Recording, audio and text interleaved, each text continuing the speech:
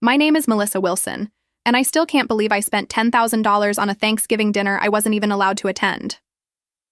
3 months ago, when my mother called asking for help with this year's family gathering at their Connecticut estate, I was actually touched. For once, Catherine Wilson seemed to genuinely value my input, and I was thrilled at the prospect of our entire extended family gathering for the first time in 5 years. I'm 35 now, a financial consultant in Chicago who's done pretty well for herself despite my family never really acknowledging my success. When Mom mentioned needing financial assistance for the holiday, I didn't hesitate. I transferred the money immediately, imagining the warm family reunion, the laughter around the table, maybe even finally earning that maternal approval I've chased my entire life.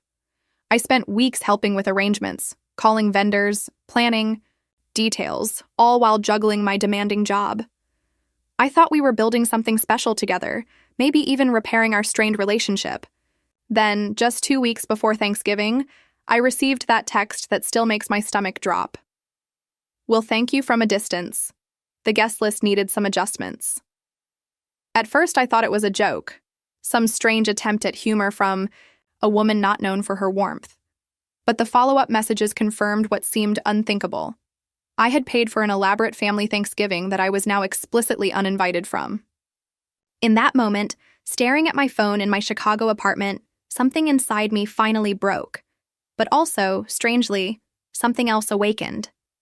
If my family thought they could use me for my money while discarding me emotionally, they were about to learn a very expensive lesson about gratitude. I've always been the reliable one in my family, the person everyone calls when they need something fixed, paid for, or sorted out. Despite this, appreciation has always been in short supply. Growing up as the oldest of 3 children, I learned early that performance was the currency of love in the Wilson household. My father, Richard, a successful but largely absent corporate attorney, delegated all family matters to my mother, Catherine, whose approval I desperately sought but rarely received.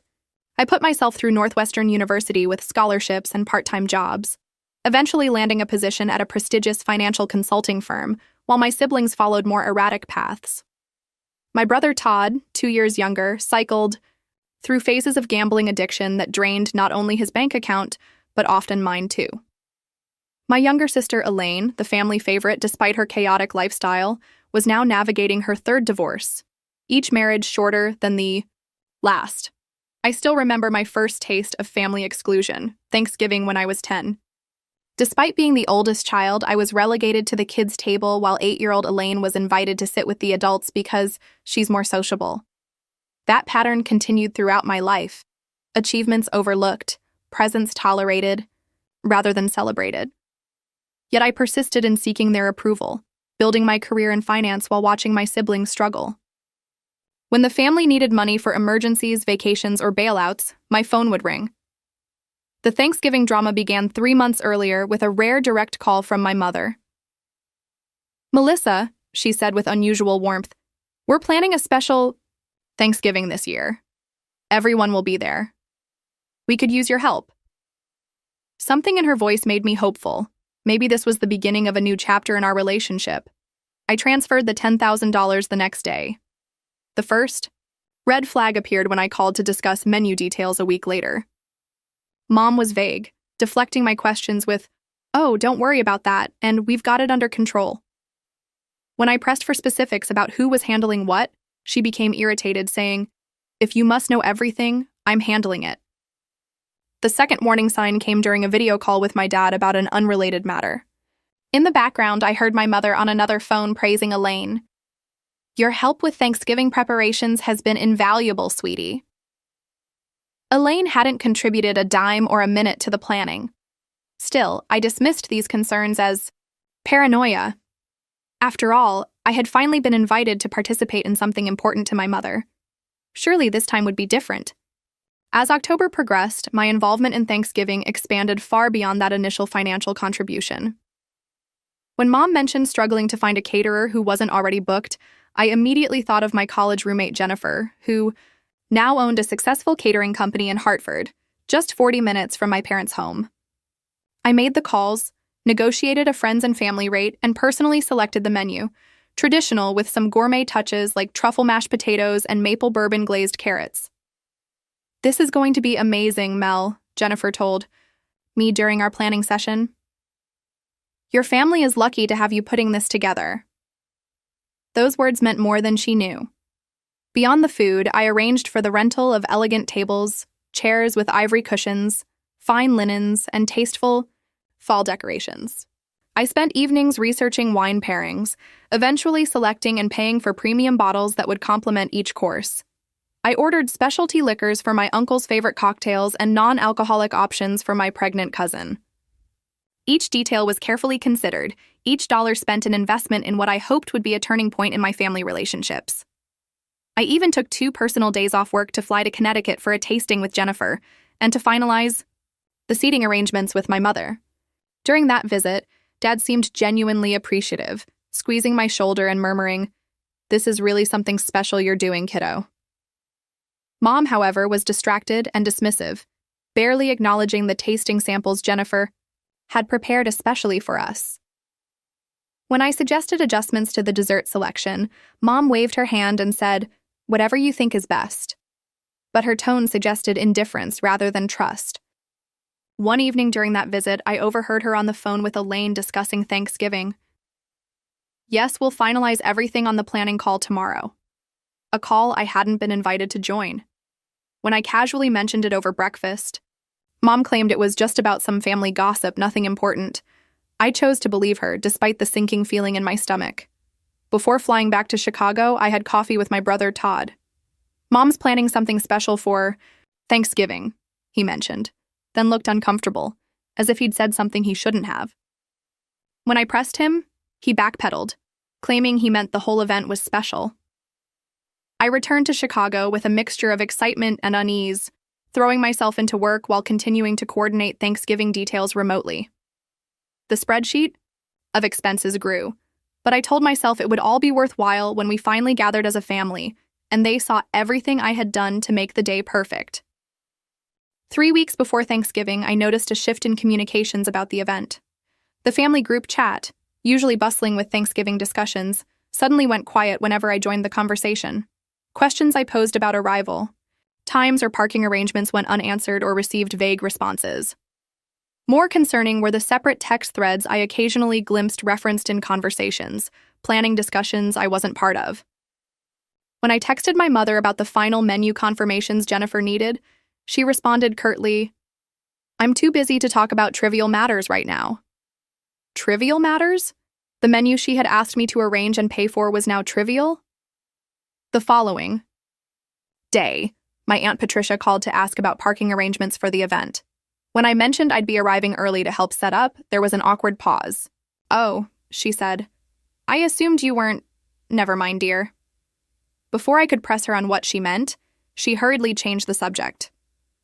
My cousin's social media posts about Thanksgiving preparations tagged everyone in the family except me. One photo showed my mother, sister, and 3 aunts at a Thanksgiving planning lunch I hadn't been invited to. The caption read, "Final countdown to the Wilson family feast." When I commented with suggestions about the centerpieces they were discussing, my comment received no likes or responses, unusual in my engagement-happy family. Then came the most blatant slight. I discovered through my cousin's Instagram story that her wife Bethany, a woman who had once drunkenly insulted my career choice at a family wedding, had been added to the Thanksgiving committee. Bethany, who had been in the family less than 2 years, was apparently more integral to planning than I was. The situation escalated when Jennifer called me, clearly uncomfortable.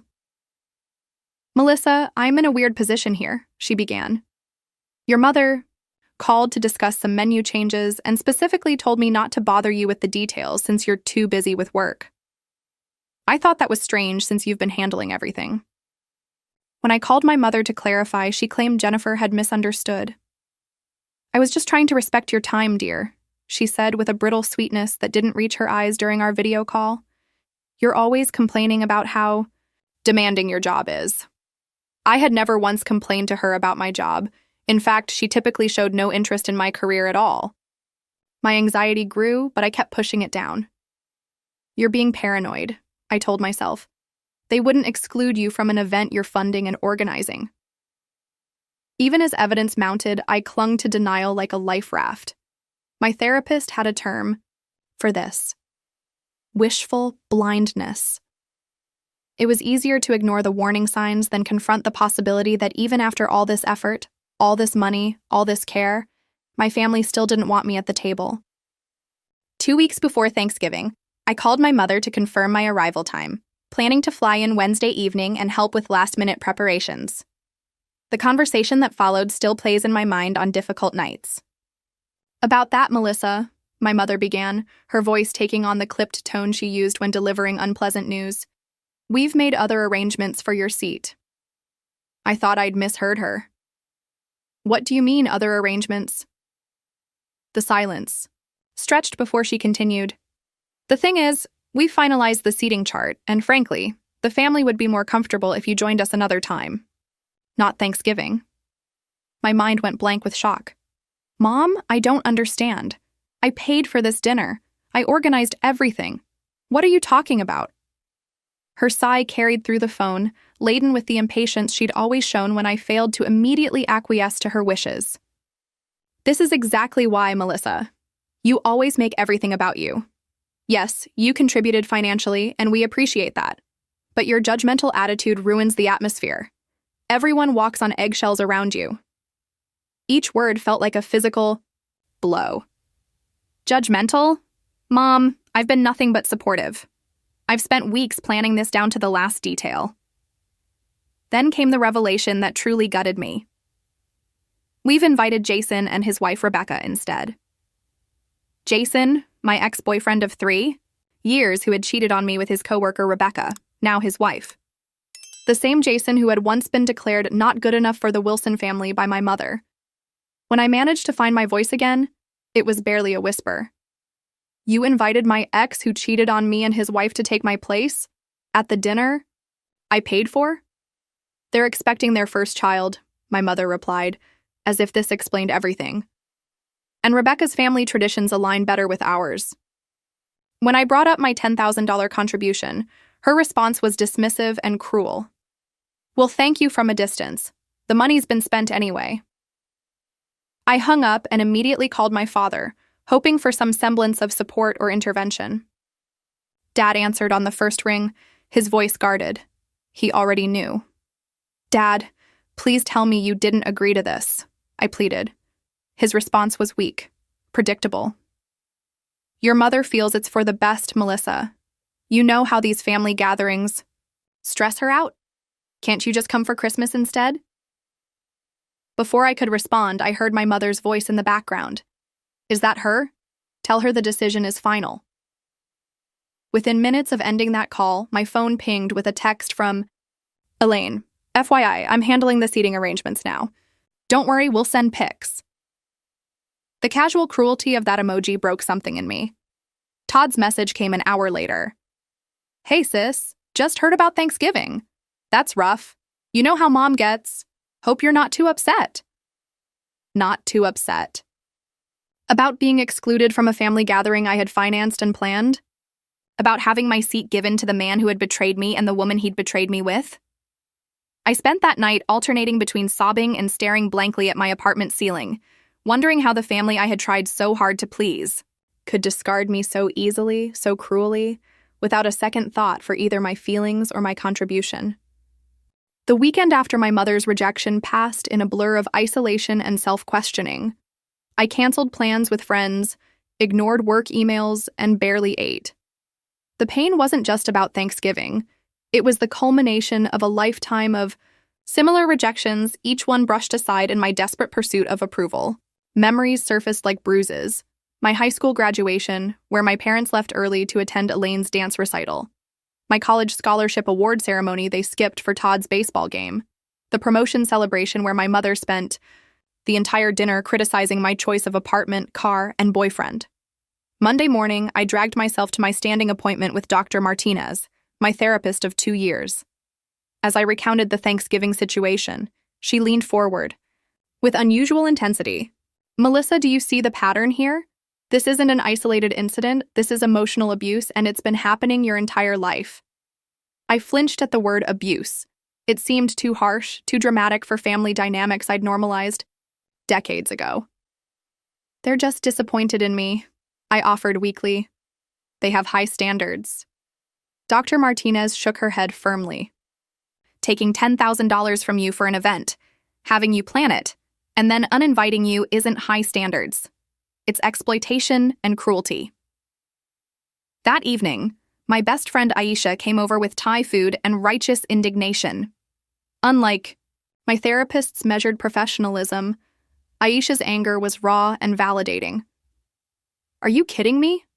They took your money, made you do all the work, and then told you not to come, and invited your cheating ex instead?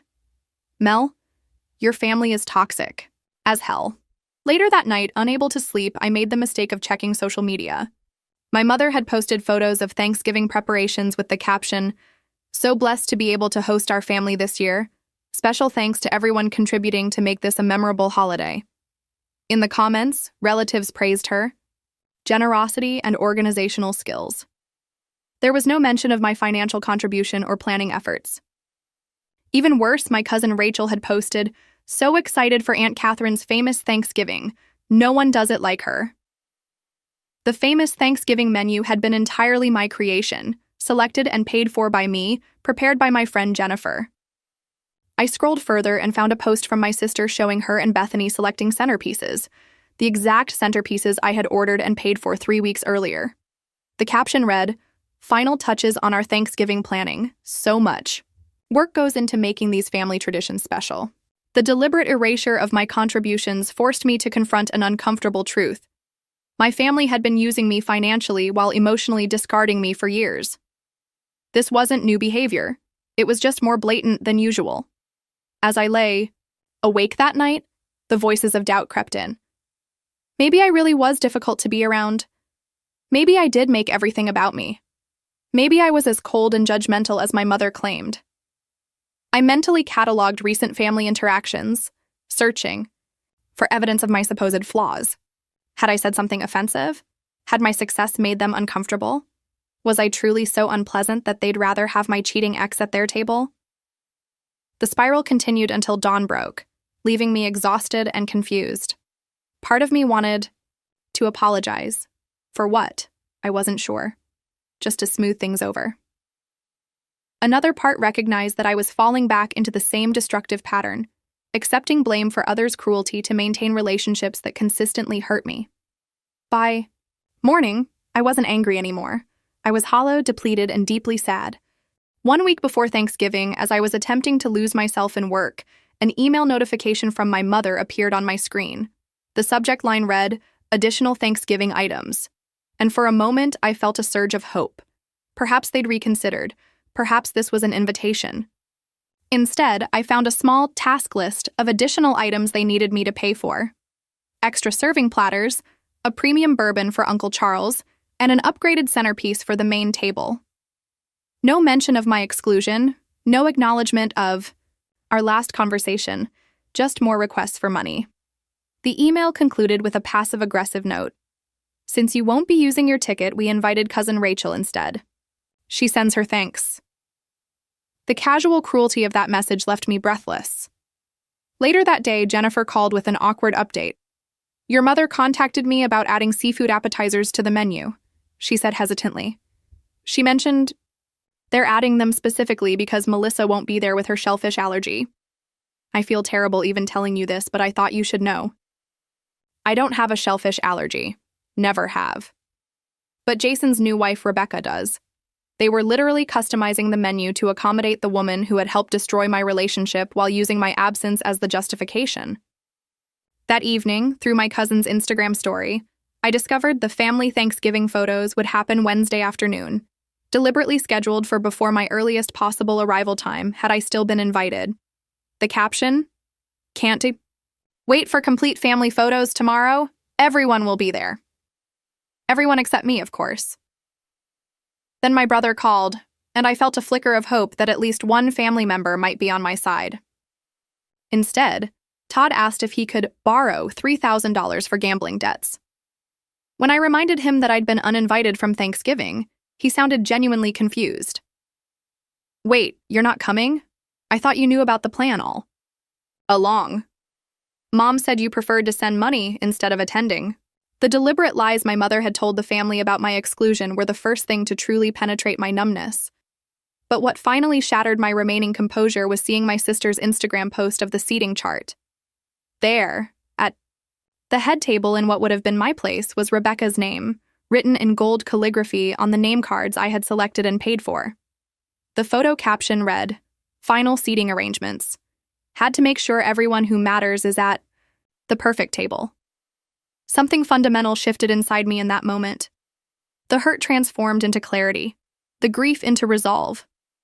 I had spent my entire life being the family doormat, reliable, generous Melissa, who would always give more than she received, who would absorb any slight with a smile and open her checkbook for the next emergency.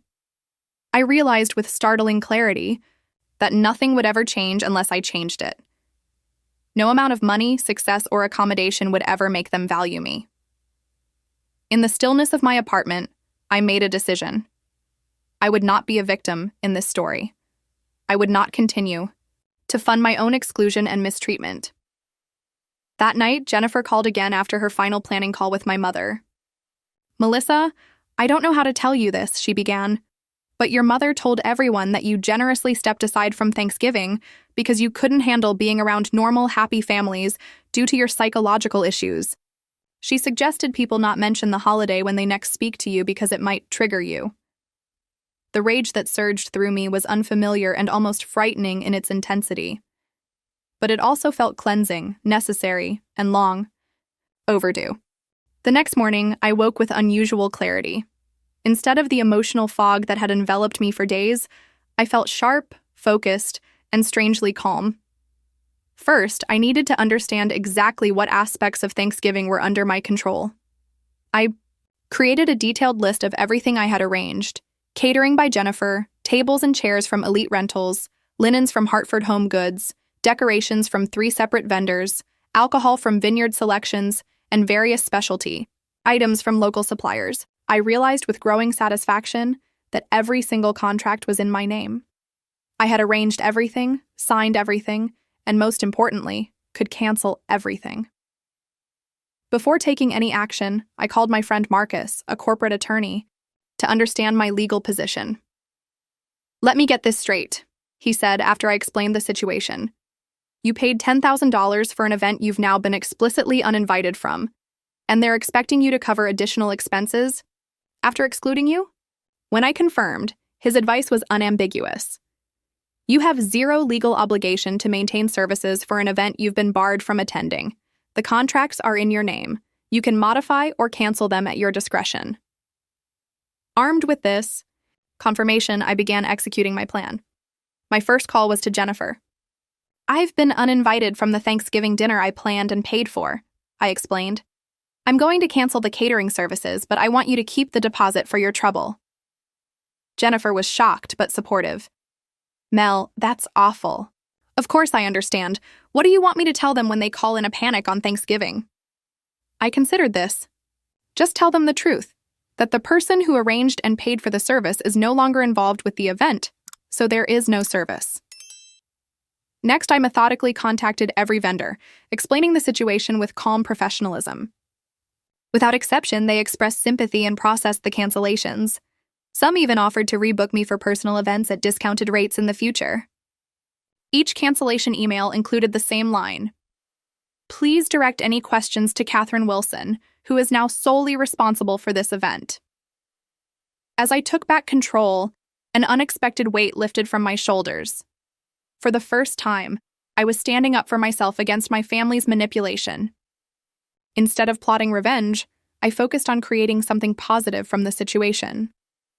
I invited Aisha and a few close friends to a small Thanksgiving gathering at my apartment. "Nothing fancy," I told them. "Just good people who actually want each other's company." The response was overwhelmingly supportive, with friends offering to bring dishes, decorations, and plenty of wine. Most surprising were the messages from extended family members who had somehow heard about my situation. My cousin Michael wrote, "Just heard what Aunt Catherine did. That's messed up. Mind if I skip the official dinner and join your gathering?" Instead, My Aunt Elizabeth, my father's sister, who had always kept her distance from my mother, called directly.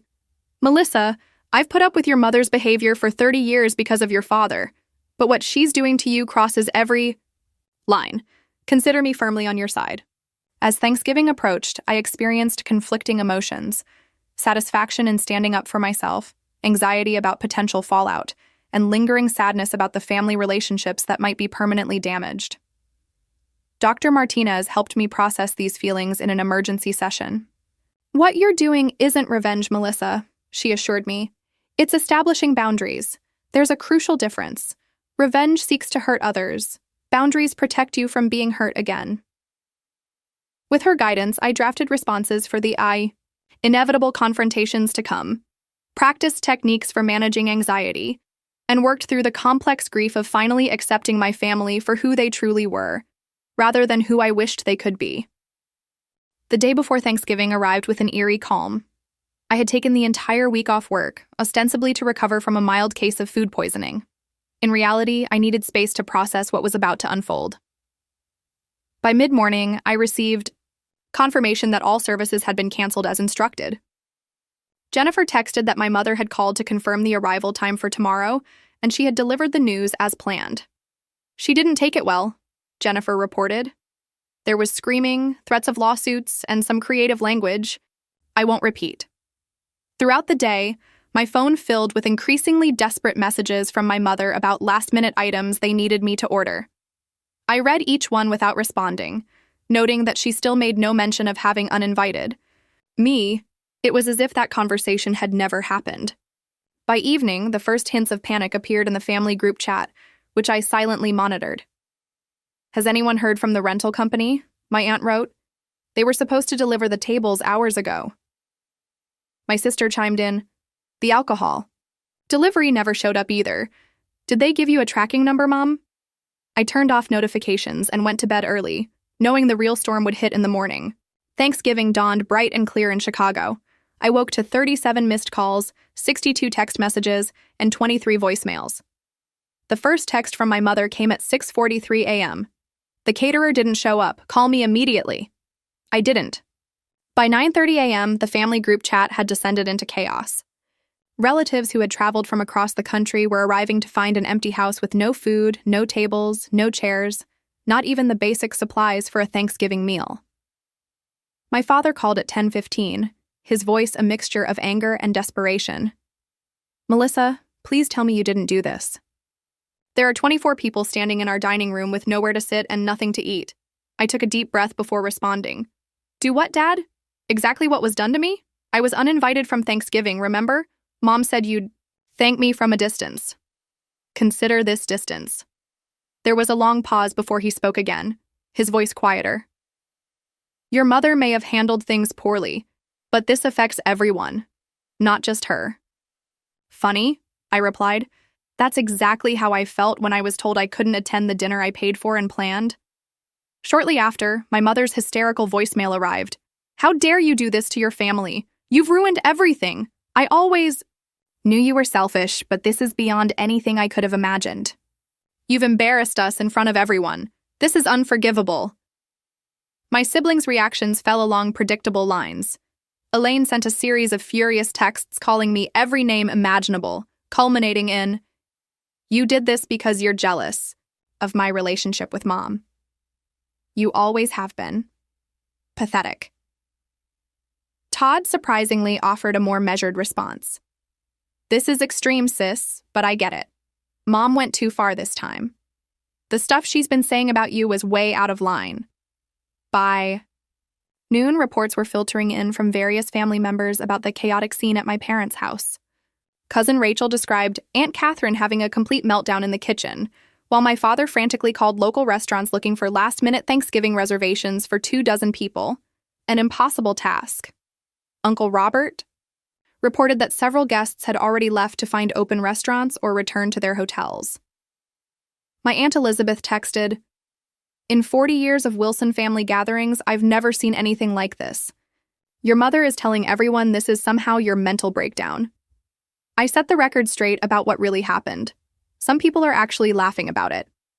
As the situation unfolded in Connecticut, I hosted my alternative gathering in Chicago. Aisha arrived early to help cook, bringing her famous cornbread stuffing and moral support. Friends trickled in throughout the afternoon, each adding a dish to our eclectic feast. My cousin Michael and his husband drove 3 hours from Milwaukee to join us, bringing homemade pies and family gossip. By evening, my apartment was filled with laughter, genuine conversation, and the warm glow of people who chose to be together. In quiet moments, I still felt the complicated grief of family rupture alongside the vindication of finally standing up for myself. When my phone eventually stopped buzzing with angry messages, I felt something unexpected: relief. For the first time in my adult life, I was free from the constant anxiety of trying to please people who would never be pleased, free from the exhausting cycle of giving everything and receiving nothing in return. The weeks following what my friends now jokingly called the Thanksgiving Rebellion were a mixture of family fallout and personal revelation. The immediate aftermath was predictably dramatic. My mother told anyone who would listen that I had suffered a psychological break, while my sister spread rumors that my jealousy had driven me to sabotage the family holiday. What surprised me was how many family members reached out to hear my side of the story. My father's brother James called first. "I've watched Catherine manipulate this family for decades, but taking your money and then uninviting you crossed a line. Good for you for standing up to her." Cousins I hadn't spoken to in years messaged with similar sentiments, many sharing their own stories of manipulation by my mother. My mother's attempts to control the narrative gradually faltered as more family members learned the truth. She shifted tactics, sending a carefully worded email that managed to simultaneously apologize while accepting no responsibility. "I'm sorry if you felt excluded from our gathering. That was never our intention. In the future, I hope we can communicate better about expectations." I didn't respond. For the first time, I recognized her non-apology for what it was: another manipulation attempt. When Christmas approached, the expected invitation to the family gathering arrived. I declined politely but firmly, explaining that I had already made plans with friends. Instead of spending the holiday anxiously trying to meet impossible standards, I joined Aisha and her family for a week in Cabo San Lucas, returning with a tan, genuine memories of joy, and not a single emotional bruise. 3 months after Thanksgiving, my father and brother reached out separately with tentative reconciliation attempts. Dad invited me to lunch during a business trip to Chicago, where he offered a sincere if uncomfortable apology. "I should have stood up for you," he admitted. "I've been taking the path of least resistance with your mother for so long, I forgot how to take any other path." That's not an excuse, just an explanation. Todd's approach was more direct. "I messed up, sis. I knew what Mom was doing was wrong, but I didn't say anything because it's easier to let her target you than deal with her myself. That was cowardly. And I'm sorry." These conversations were healing, if incomplete. Both men acknowledged the pattern of family dysfunction, but seemed uncertain how to break it. I appreciated their efforts while maintaining the boundaries I had worked so hard to establish. 6 months after Thanksgiving, my father suggested a family therapy session. Surprisingly, my mother agreed to attend, though her participation was minimal and defensive. The therapist skillfully navigated the complex dynamics, drawing out the long-established patterns of scapegoating and manipulation that had shaped our family for decades. When confronted with specific examples of her behavior, my mother oscillated between denial, "that never happened," and justification, "if I did that, it was because Melissa provoked me." Though the session didn't produce the dramatic reconciliation moment of movie scripts, it was valuable in its own way. Hearing a professional validate the dysfunction I had experienced my entire life removed the last lingering doubts about whether I had somehow deserved or imagined the mistreatment. My personal healing journey continued through individual therapy, supportive friendships, and a newfound commitment to self-respect. Dr. Martinez helped me recognize and interrupt the people-pleasing patterns that had made me vulnerable to exploitation, while Aisha and my growing circle of authentic connections showed me what healthy relationships actually felt like. I learned to say no without guilt, to express needs without apology, and to value myself without requiring external validation. Most importantly, I stopped viewing my family's rejection as evidence of my unworthiness. 1 year after the Thanksgiving incident, as it was now known in family lore, I hosted my own celebration. The guest list included friends, supportive family members, colleagues, and even Jennifer, who had dropped my mother as a client and become a dear friend. As we gathered around my table, everyone welcome, everyone valued simply for their presence, rather than their contributions, I realized how much I had gained by losing the approval I had chased for so long.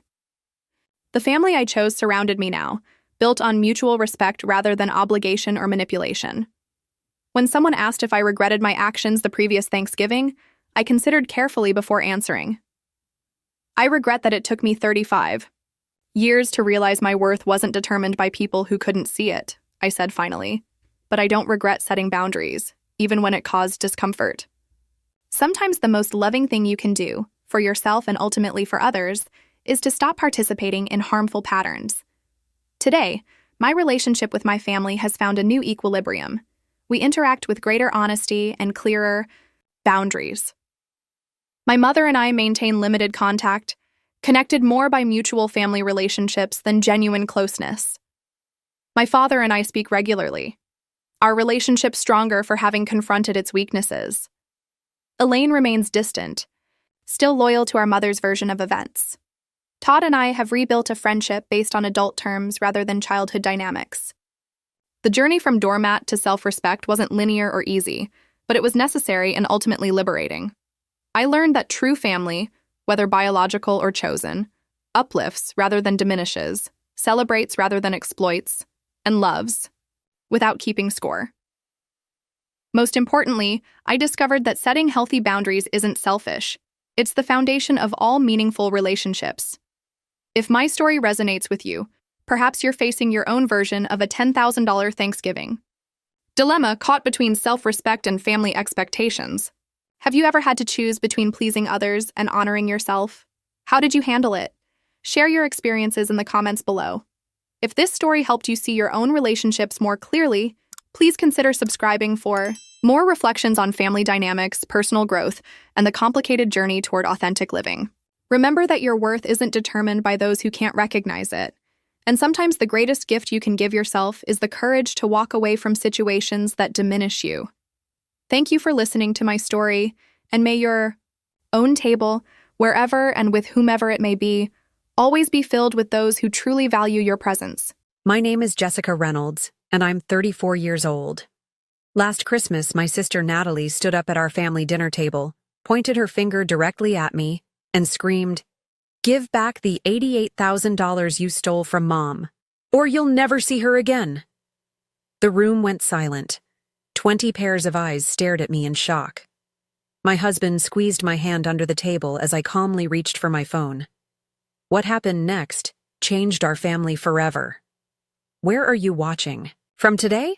I'd love to know in the comments below. Please like and subscribe if family drama stories resonate with you. Growing up, I always felt a special connection with my parents, particularly my mother, Linda. We shared the same laugh, the same passion for mystery novels, and the same inability to carry a tune. My father, Robert, often joked that we were carbon copies, separated only by 30 years and a different taste in music. This close bond continued into adulthood, with weekly Sunday dinners and daily phone calls that kept us connected despite busy schedules and life's inevitable complications. Natalie, my sister who's 3 years younger than me, had a different relationship with our parents. From her teenage years, she seemed to view family as an obligation rather than a source of comfort.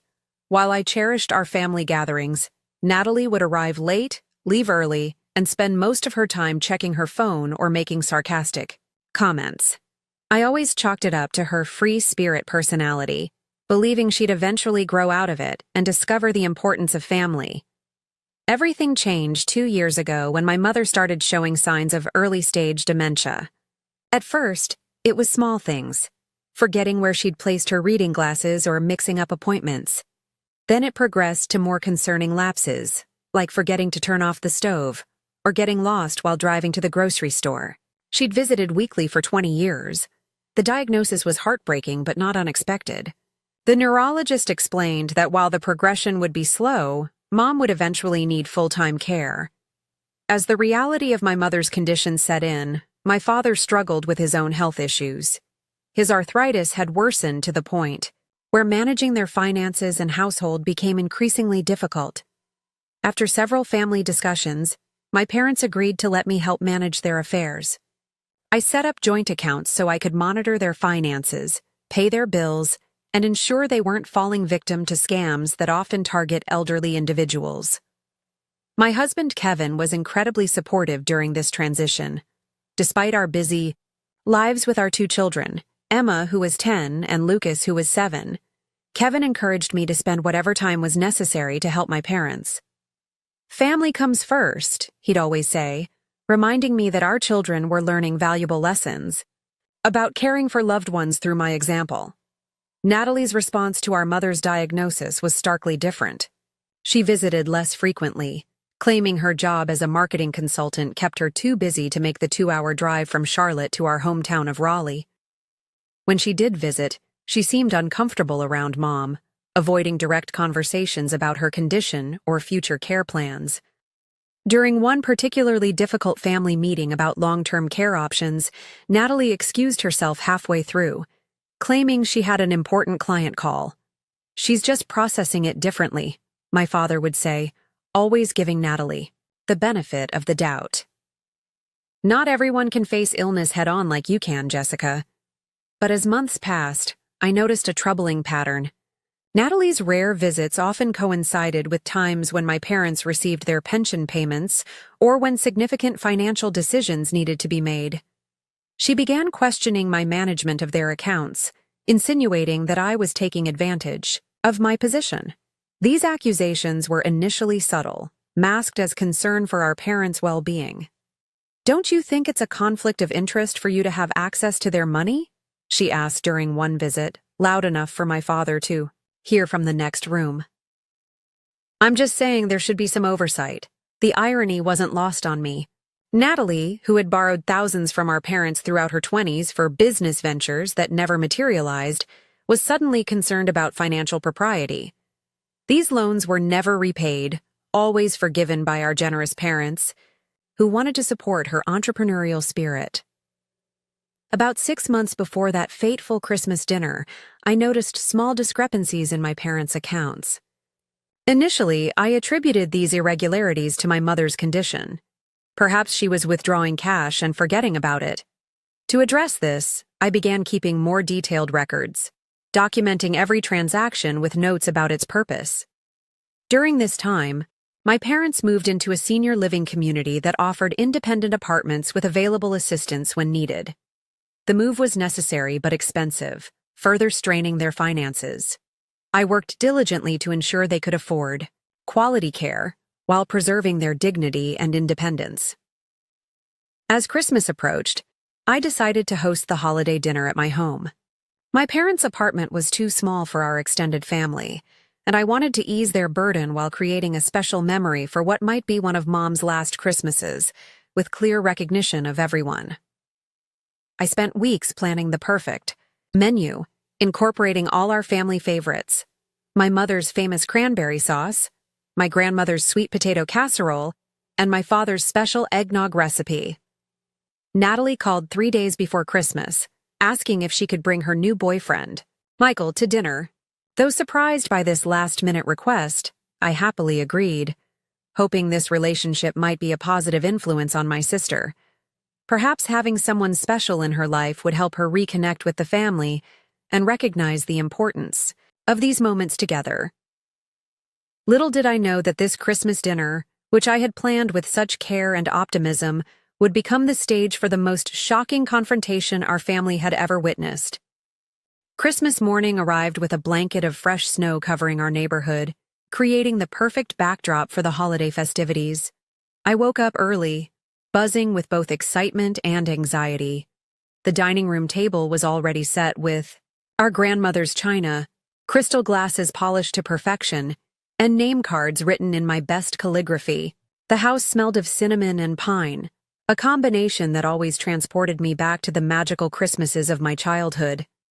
Kevin and the kids helped me all morning, making sure everything was perfect. Lucas arranged pine cones and holly branches for the centerpiece, while Emma carefully folded elaborate napkin swans she'd learned from a YouTube tutorial. Kevin tackled the 20-pound turkey, his annual responsibility that he took very seriously. "You're going to wear out the floor with all that pacing," Kevin joked as I made my 15th trip from kitchen to dining room. "Everything looks amazing. Jess, your parents are going to love it." My parents arrived first, at exactly 1 o'clock. Dad helped Mom up the front steps, his hand gently supporting her elbow. Despite her condition, Mom had dressed beautifully in a red cashmere sweater I'd given her last Christmas, her silver hair styled perfectly. For a moment, seeing her smile as she entered our home, it was easy to forget the challenges we'd been facing.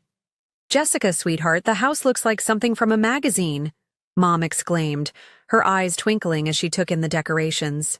Dad gave me a warm hug, whispering, "You've outdone yourself, kiddo." The rest of the family arrived in quick succession. My Aunt Patricia and Uncle George came bearing homemade pies. My cousins Amber and Tyler brought their spouses and children, filling our home with the chaotic energy that only kids high on holiday excitement can create. My father's sister Barbara and her husband Charles drove in from Virginia, bringing Mom's favorite Belgian chocolates. By 3 o'clock, everyone had arrived except Natalie and her new boyfriend. The appetizers were dwindling, and I was checking my phone repeatedly, wondering if they had gotten lost or stuck in holiday traffic. "Should we call her?" Mom asked, her forehead creasing with worry. Maybe they had car trouble.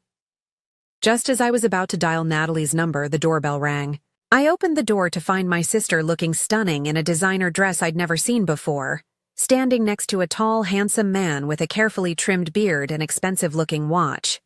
"Sorry we're late," Natalie said, not sounding particularly apologetic. Traffic was a nightmare. She introduced Michael Rodriguez as her boyfriend of 3 months, mentioning casually that he worked in finance, without providing specifics. From the moment they entered, something felt off. Natalie seemed unusually interested in engaging with our extended family, moving from person to person with an intensity I hadn't seen before. She spoke in hushed tones with Aunt Patricia, glanced repeatedly in my direction, and made a point of helping Mom to the bathroom, something she typically avoided. Michael remained charming but aloof, answering questions about his background vaguely, and redirecting conversations to other topics. I noticed him studying our family photos with particular interest, especially the ones of my parents in front of their old house. As we gathered around the table for dinner, the initial atmosphere was pleasant, filled with the usual holiday small talk about jobs, children's accomplishments, and plans for the new year. Mom was having a good day, recognizing everyone and even telling her favorite Christmas story about the year Dad dressed as Santa and got stuck in our chimney. I was just bringing out the turkey when I noticed Natalie whispering something to Michael. He nodded subtly, then checked his watch. A moment later, Natalie stood up, tapping her glass with a spoon for attention. My heart sank, anticipating an impromptu engagement announcement, or some other surprise that would hijack the carefully orchestrated dinner. What came next was far worse than I could have imagined. "I have something important to say," Natalie announced, her voice carrying an edge I'd never heard before. The room fell silent as all eyes turned to her. "I've recently discovered something disturbing about our family finances." My father shifted uncomfortably in his seat, while Mom looked confused. I froze, carving knife in hand, as Natalie continued. "For the past 2 years, Jessica has had access to Mom and Dad's accounts," she said, her voice growing louder. "And, in that time, over $88,000 has mysteriously disappeared." Gasps echoed around the table. Aunt Patricia covered her mouth in shock, while Uncle George's face reddened. My cousins exchanged uncomfortable glances. "Natalie, what are you talking about?" my father asked, his voice trembling slightly. "I'm talking about theft, Dad," Natalie replied, her eyes never leaving my face. "I've seen the bank statements. Large transfers to accounts I can only assume belong to Jessica. Money that was meant for your care, for your future." Then, pointing her finger directly at me, she screamed, "Give back the $88,000 you stole from Mom, or you'll Never see her again? The room went completely silent. 20 pairs of eyes stared at me in shock and confusion. The only sound was the Christmas music playing softly in the background, now a jarring contrast to the tension filling the room. My mother began to cry, her hands shaking as she reached for my father's arm. "Robert, what is she saying? What about our money?" I felt as though I'd been plunged into ice water. The accusation was so outrageous, so completely untrue, that for a moment I couldn't even find words to respond. My heart pounded in my ears as tears threatened to form. Kevin stood up beside me, his face flushed with anger. "How dare you come into our home and make these accusations on Christmas Day? In front of your mother, no less." "Stay out of this, Kevin," Natalie snapped. "You've probably benefited from the stolen money, too. Nice kitchen renovation you did last year. Wonder where that money came from." Aunt Patricia was now comforting my sobbing mother, while Uncle George and my father were engaged in intense whispered conversation. My cousins looked uncomfortable, clearly wishing they could escape this unexpected family drama. I felt Kevin's hand on my shoulder, steadying me. Taking a deep breath, I carefully set down the carving knife and reached for my purse hanging on the back of my chair. With deliberate calmness that belied the storm raging inside me, I pulled out my phone. "You want to talk about bank statements?" "Natalie?" I said, my voice surprisingly steady. "Let's talk about them." As I unlocked my phone, Natalie's confident expression faltered slightly. Michael shifted in his seat, suddenly very interested in his empty plate. "What are you doing?" Natalie demanded, her voice now carrying a hint of uncertainty. "I'm about to show everyone exactly what's been happening with Mom and Dad's money," I replied. "And I don't think you're going to like what they learn." My hands trembled slightly as I navigated to my banking app, but my resolve was unshakable. The dining room remained eerily silent except for my mother's quiet sniffles and the faint Christmas music still playing in the background. I connected my phone to our TV screen using AirPlay so everyone could clearly see what I was about to reveal. 8 months ago, I began, my voice growing stronger with each word. I noticed small discrepancies in Mom and Dad's accounts. At first, I thought it was just Mom forgetting about withdrawals she'd made. I glanced at my mother, whose confused expression broke my heart. I started monitoring their accounts more closely, keeping detailed records of every penny going in and out. The banking app loaded, displaying a spreadsheet I'd meticulously maintained documenting my parents' finances. I scrolled through the organized columns showing dates, transactions, balances, and notes. "As you can see," I continued, pointing to the screen, "I've recorded everything. Their pension deposits, Social Security payments, medical expenses, rent, for the senior community, utilities, groceries, everything." Kevin stood beside me, his presence giving me strength. "Jessica has spent countless hours managing your parents' finances." He addressed the room. "She's set up automatic payments for their bills, researched the best Medicare supplements, even negotiated with the senior living community to get them a better rate." I appreciated Kevin's support, but I needed to focus on the evidence.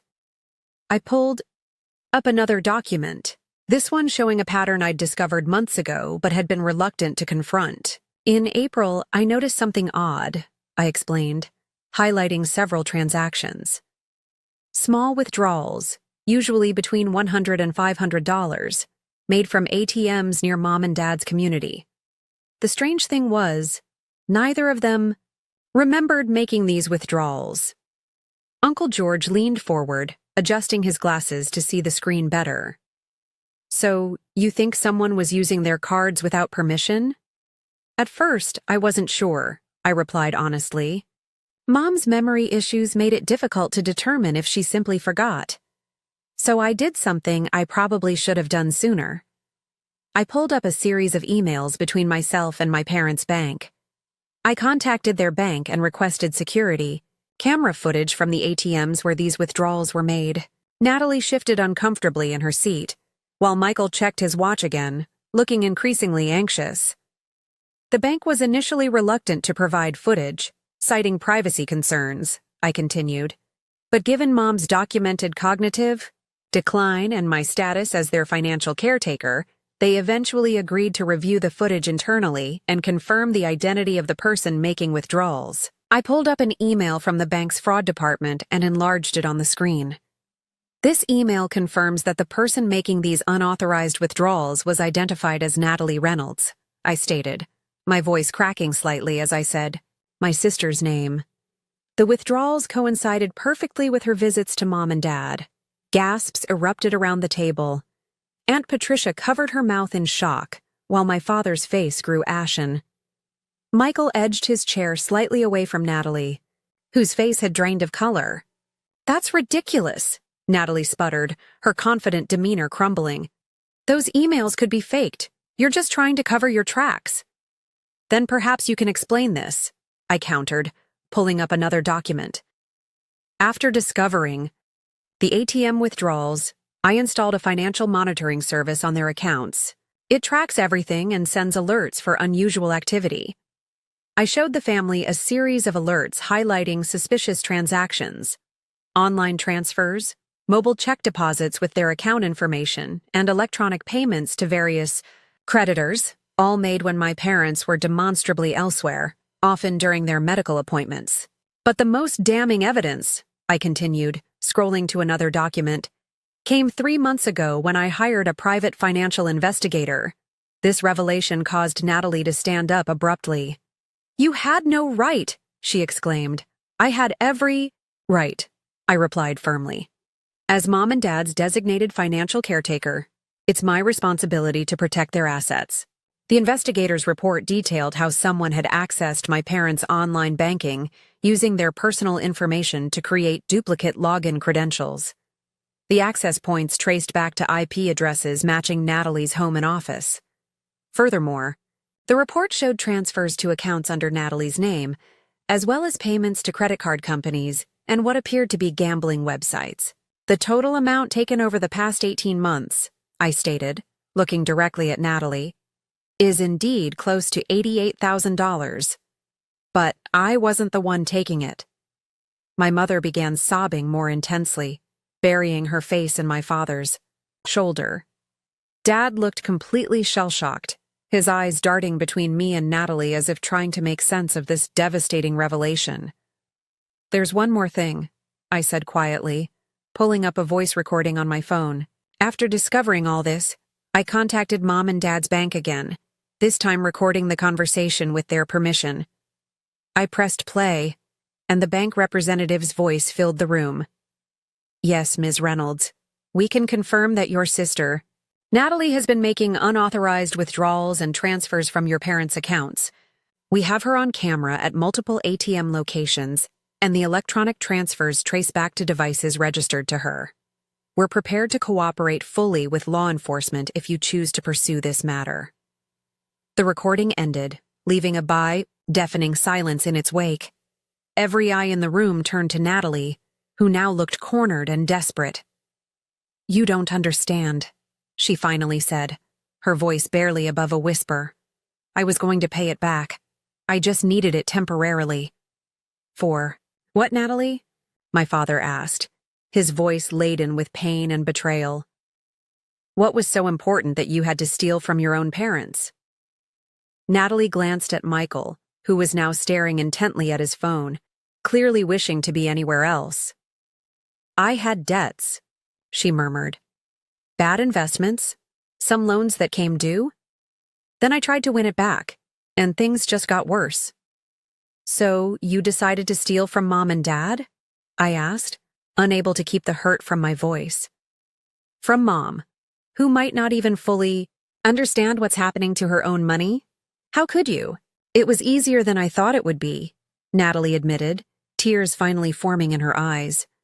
"Mom would sign anything I put in front of her, and I figured with her condition, no one would believe her if she said anything." This cold calculation sent a chill through the room. Aunt Patricia made a small sound of disgust, while Uncle George shook his head in disbelief. "And then you came here today?" I continued. "To my home, on Christmas, to accuse me of the very thing you've been doing. Why, Natalie? Did you think a preemptive strike would somehow work?" Michael said it was the best strategy, Natalie replied weakly, refusing to meet anyone's gaze. Get ahead of the story. Make you look like the villain before you could expose me. All eyes turned to Michael, who was now standing and collecting his coat. I think I should go, he said awkwardly, avoiding eye contact with everyone. Yes, I think you should, Kevin responded firmly, walking to the front door to show him out. As Michael left, the full weight of what had transpired seemed to crash down on Natalie. Her shoulders slumped, and for the first time since I could remember, she looked genuinely remorseful. I never meant for it to go this far, she whispered. The first time was just a small withdrawal. Mom gave me her card to pick up her prescription, and I took out a little extra. It seemed so easy, and I was desperate, then it just snowballed. My father, who had been uncharacteristically quiet throughout this revelation, finally spoke up. How could you do this to us, Natalie? To your mother? After everything we've sacrificed for you over the years? The pain in his voice seemed to pierce through Natalie's defenses. She collapsed back into her chair, finally letting her tears flow freely. I'm sorry, she repeated over and over. I'm so sorry. The Christmas dinner lay forgotten on the table as our family grappled with this devastating truth. What should have been a joyful celebration had transformed into a moment that would forever change our family dynamic. I looked around at the shocked and hurt faces of my extended family, at my devastated parents, and finally at my sobbing sister.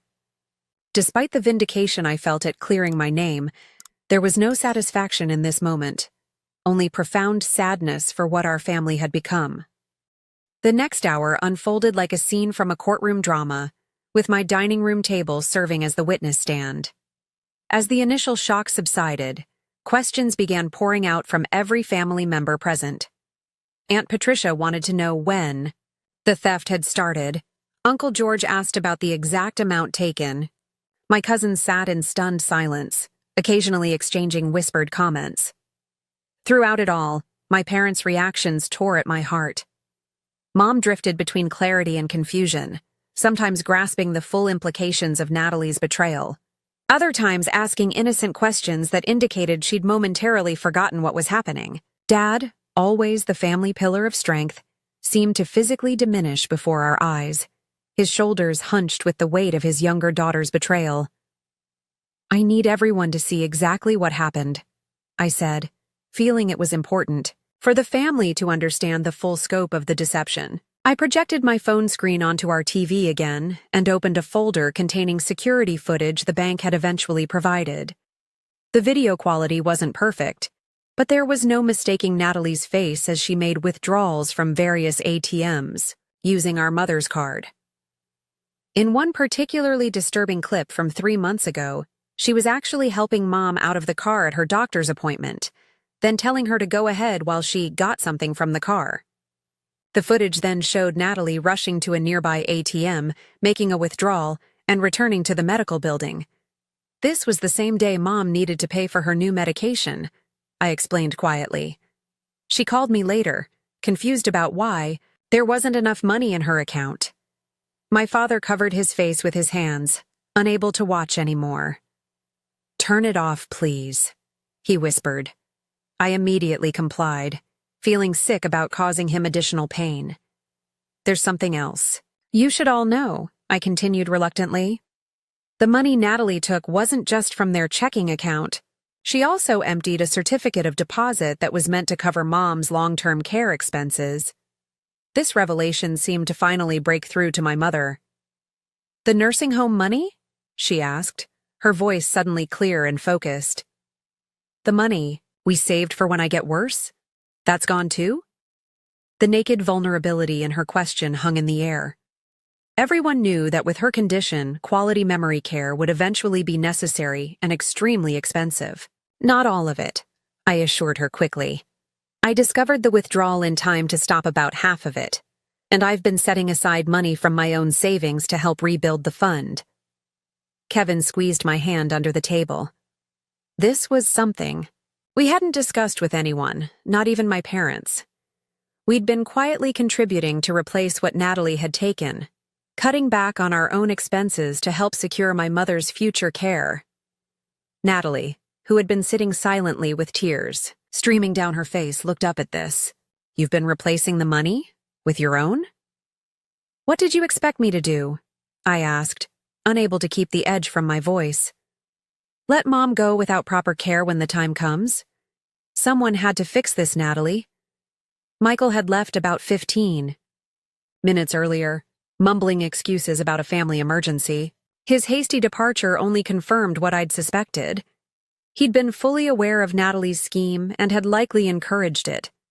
Before leaving, he'd whispered something to Natalie that made her face pale even further. Did you know? My father? Suddenly asked Natalie, his voice barely audible. Did you know about your mother's condition when you started taking our money? The question hung heavy in the air. Everyone knew its significance. Taking advantage of an elderly person was bad. Enough. But exploiting someone with cognitive decline added another layer of cruelty to the act. I told myself she wouldn't miss it, Natalie admitted, her voice small. That she probably wouldn't remember having the money in the first place. The collective intake of breath around the table reflected everyone's horror at this admission. Aunt Patricia, who had been relatively quiet until now, stood up with such force that her chair tipped backward. How dare you? She shouted, pointing at Natalie. Your own mother, the woman who stayed up nights when you were sick, who worked 2 jobs to pay for your college, who has never been anything but supportive of your every whim and mistake. Uncle George gently pulled his wife back into her seat, but her outburst seemed to open the floodgates. Other family members began expressing their shock and disappointment, some in hushed tones, others more vehemently. Throughout the commotion, I watched my mother closely. Her expression had shifted from confusion to a deep, penetrating sadness that broke my heart. Despite her cognitive challenges, in this moment she seemed to fully comprehend the magnitude of what had happened. Why didn't you just ask us for help? She said to Natalie, cutting through the noise of multiple conversations. We would have helped you if we could. The simplicity and love in her question silenced the room. It struck at the core truth that made Natalie's actions so painful. Our parents had always been generous to a fault, especially with Natalie. I was too ashamed, Natalie confessed, meeting our mother's gaze for the first time. The debts were from gambling. It started small, just poker nights with friends. Then online betting. I kept thinking I could win it all back and no one would ever know. My father, who had remained uncharacteristically silent, finally spoke. How much do you owe, Natalie? Beyond what you took from us? Natalie hesitated before responding. About $30,000 in credit card debt. And there's a loan shark who's been threatening me. That's why Michael thought we should try to blame Jessica. He said if we created enough doubt about who took the money, maybe you'd give me more to replace what was supposedly stolen. The calculated nature of this plan stunned everyone. I remembered how confidently Natalie had made her accusation, how she'd played on our mother's confusion and our father's trust. The premeditation made it all the more painful. I think, my father said slowly, his voice heavy with emotion, that you should leave now, Natalie. I need time to process this. Natalie looked panicked. But Dad, where am I supposed to go? Michael will be furious that this didn't work. He's probably clearing out our apartment right now. I have nowhere else. You should have thought about that before stealing from your parents and trying to frame your sister, Kevin interjected firmly. Actions have consequences, Natalie. An uncomfortable silence descended on the room as Natalie gathered her purse and coat. The Christmas dinner sat cold and forgotten on the table, a visual reminder of how thoroughly the holiday had been ruined. As she reached the door, Natalie turned back. Jessica, I'm sorry. I know that doesn't fix anything, but I am. And, Mom, Dad, I never meant to hurt you like this. No one responded. What could anyone say in the face of such a profound breach of trust? The door closed behind her with a soft click that somehow felt more final than a slam would have. After Natalie left, the remaining family members sat in stunned silence. The cheerful Christmas music, which no one had thought to turn off, created an almost surreal contrast to the somber mood. My cousin Amber was the first to break the silence. Should someone go after her? Make sure she's okay? She made her choices, Aunt Patricia replied sharply. Jessica and your parents are the ones who need support right now. I moved to sit beside my mother, taking her trembling hands in mine. I'm so sorry you had to learn about this today, especially like this. I was trying to figure out how to handle it without causing you pain. My sweet, protective girl, Mom said, reaching up to touch my cheek. Always trying to shield everyone else. Despite her condition, in this moment she was fully present, her eyes clear and focused on my face. But some things can't be fixed without first bringing them into the light. My father nodded in agreement, his expression a complex mixture of grief, betrayal, and exhaustion. We need to decide what to do next, he said pragmatically, though his voice lacked its usual certainty. About the money, about Natalie, about everything. As the family began discussing options, ranging from legal action to family therapy, I felt the weight of the past months lifting slightly. The truth, however painful, was finally out in the open. We could now face this crisis together, as a family, without secrets or false accusations hanging over us. The Christmas dinner might have been ruined, but something more important had been preserved. The trust between me and my parents, and the knowledge that even in our darkest moments, truth has a way of coming to light. The days following Christmas unfolded in a blur of emotional conversations, legal consultations, and family emergencies. By the evening of December 25th, most of our extended family had left, expressing their support but clearly uncomfortable with the dramatic turn the holiday had taken. Only Aunt Patricia and Uncle George remained, helping us clean up the untouched Christmas dinner and offering their unwavering support. My mother, overwhelmed by the day's revelations, experienced what her doctor later described as emotional stress triggering cognitive symptoms. Her confusion worsened dramatically, and by midnight she couldn't recognize Uncle George, a man she'd known for over 40 years. My father wasn't faring much better, his blood pressure dangerously elevated despite his medication. We need to get them somewhere quiet, Kevin suggested, watching my father struggle to catch his breath after climbing the stairs to our guest room. This environment, with all these reminders of what happened, isn't helping either of them. By the next morning, we had made a difficult decision. My parents would temporarily move into our home, rather than returning to their senior living apartment. Their community was beautiful and supportive, but I feared the gossip that might follow them after Natalie's actions became known. More importantly, I wanted them close where I could monitor their health and emotional well-being. Late in the afternoon of December 26th, as Kevin and I were helping my parents settle into our home, my phone rang. The caller ID showed unknown, but somehow I knew it was related to Natalie. Jessica Reynolds? A deep male voice asked when I answered. This is Detective Martinez with the Raleigh Police Department. We have your sister Natalie here at the E station. She's been brought in regarding some concerning financial activities. My heart sank. Despite everything, Natalie was still my sister. Is she under arrest? I asked, moving to a different room so my parents wouldn't overhear. Not at this time, the detective replied. But she's admitted to unauthorized access of your parents' accounts and is making some concerning claims about threats from creditors. She's asked for you specifically. 45 minutes later, I found myself sitting across from Natalie in a small room at the police station. She looked terrible, hair unwashed, makeup smeared, still wearing the same outfit from Christmas dinner. The confident, stylish sister I'd always known was nowhere to be seen. Thank you for coming, she whispered, unable to meet my eyes. I didn't know who else to call. What happened, Natalie? I asked, keeping my voice neutral despite the complex emotions churning inside me. After I left your house, I went back to my apartment to find Michael clearing it out. Just like I feared, she explained. When I confronted him, he admitted he never cared about me. He was only with me because he thought I had access to substantial family money. Her voice cracked.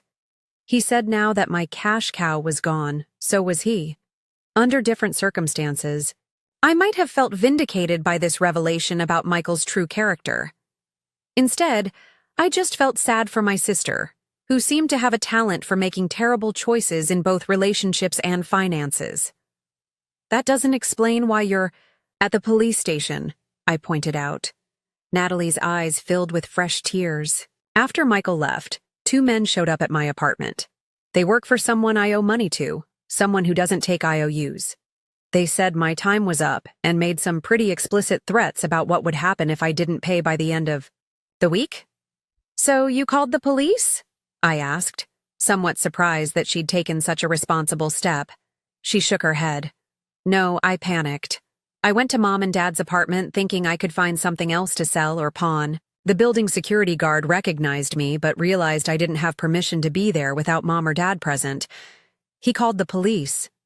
I closed my eyes, trying to process this new low. Even after being exposed, even after seeing the pain she'd caused our parents, Natalie's first instinct had been to try to steal more from them. The detective said you've admitted to taking the money, I said after a moment. Natalie nodded. I told them everything. About the withdrawals, the online transfers, using Mom's confusion to get her to sign things. They want to know if you and Mom and Dad want to press charges. The question hung heavily between us. Part of me wanted Natalie to face legal consequences for her actions, to understand the severity of what she'd done. Another part recoiled at the thought of my sister with a criminal record, of family dirty laundry being aired in court. I can't make that decision alone, I finally said. This affects Mom and Dad primarily. It's their money, their trust that was violated. They'll never forgive me, Natalie whispered, a fresh tear trailing down her cheek. You don't know that, I replied, surprising myself with the gentleness in my voice. They're hurt and shocked, but they love you. They've always loved you, sometimes, to a fault. The detective eventually explained that regardless of our family's wishes, the Financial Crimes Division would likely pursue certain charges due to the exploitation of a vulnerable adult with cognitive impairment. However, our cooperation and preferences would strongly influence how the case proceeded. I left the station with a promise to discuss options with my parents and our lawyer, and with Natalie's shattered expression burned into my memory. When I returned home, I found Kevin sitting with my parents in our living room, looking through old family photo albums. The normalcy of the scene, contrasted with the chaos of recent events, brought tears to my eyes. Your father had the idea to look at happy memories, Kevin explained softly as I joined them. He thought it might help your mom feel more grounded. Dad looked up, his expression weary but determined. We can't change what's happened, but we can remind ourselves of the good times, of who we really are as a family. I settled beside them, watching as Mom pointed to pictures from our childhood.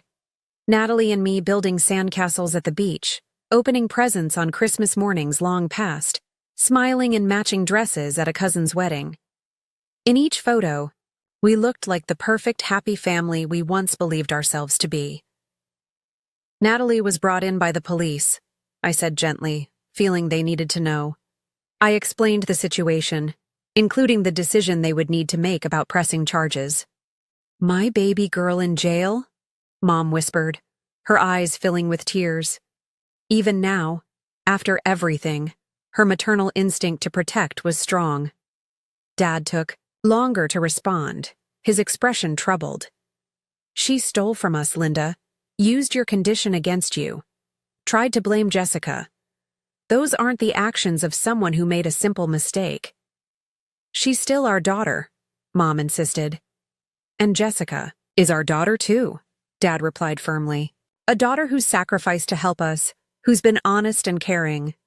Don't we owe it to her to see justice done? The conversation continued late into the night, with no clear resolution. My parents' positions seemed to shift hourly. One moment determined to hold Natalie accountable, the next worried about her well-being and future. The following days brought new complications. Our family lawyer, Marcus Blackwell, confirmed that the situation was serious, particularly given Mom's vulnerable status.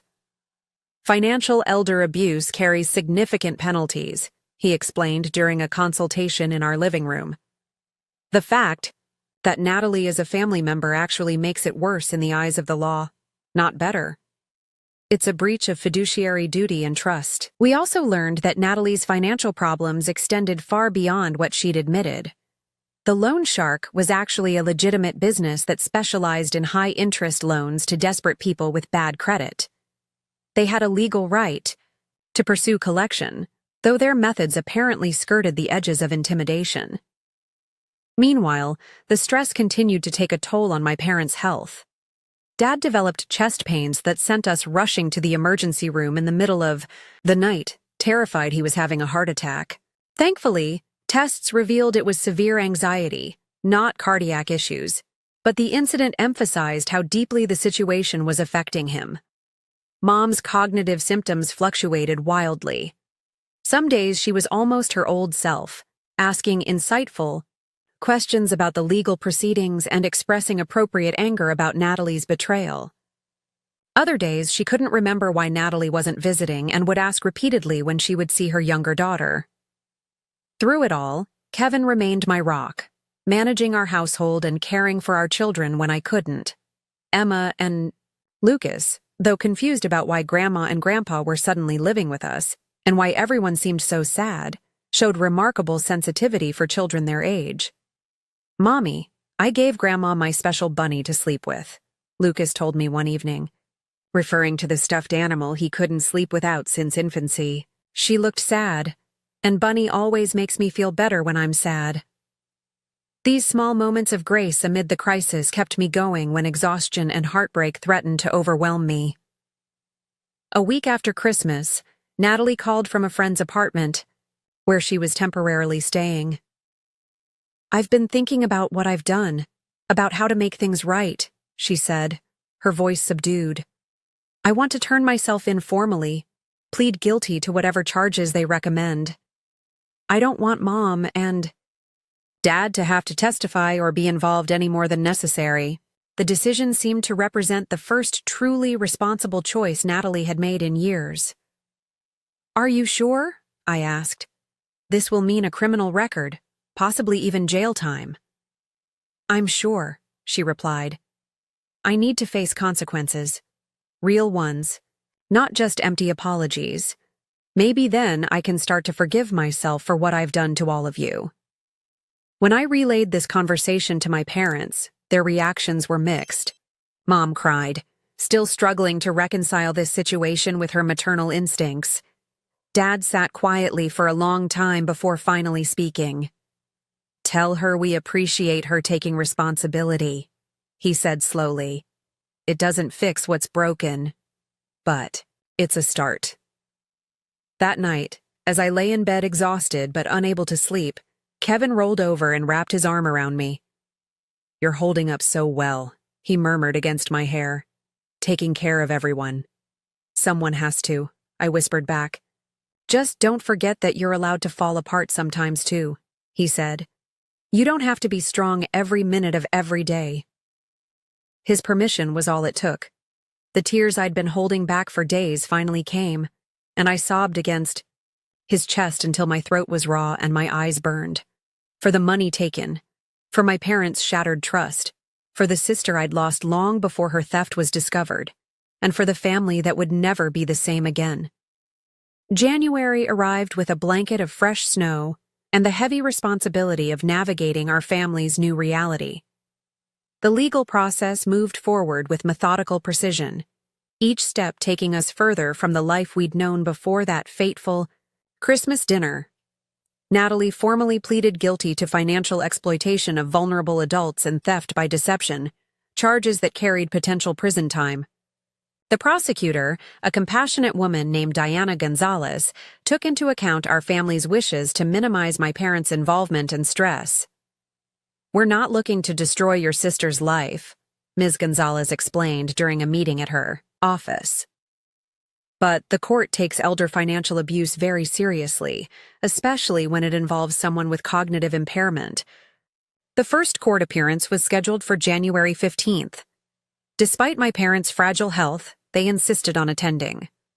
Mom had experienced a series of good days, her confusion lessened by the new medication her neurologist had prescribed.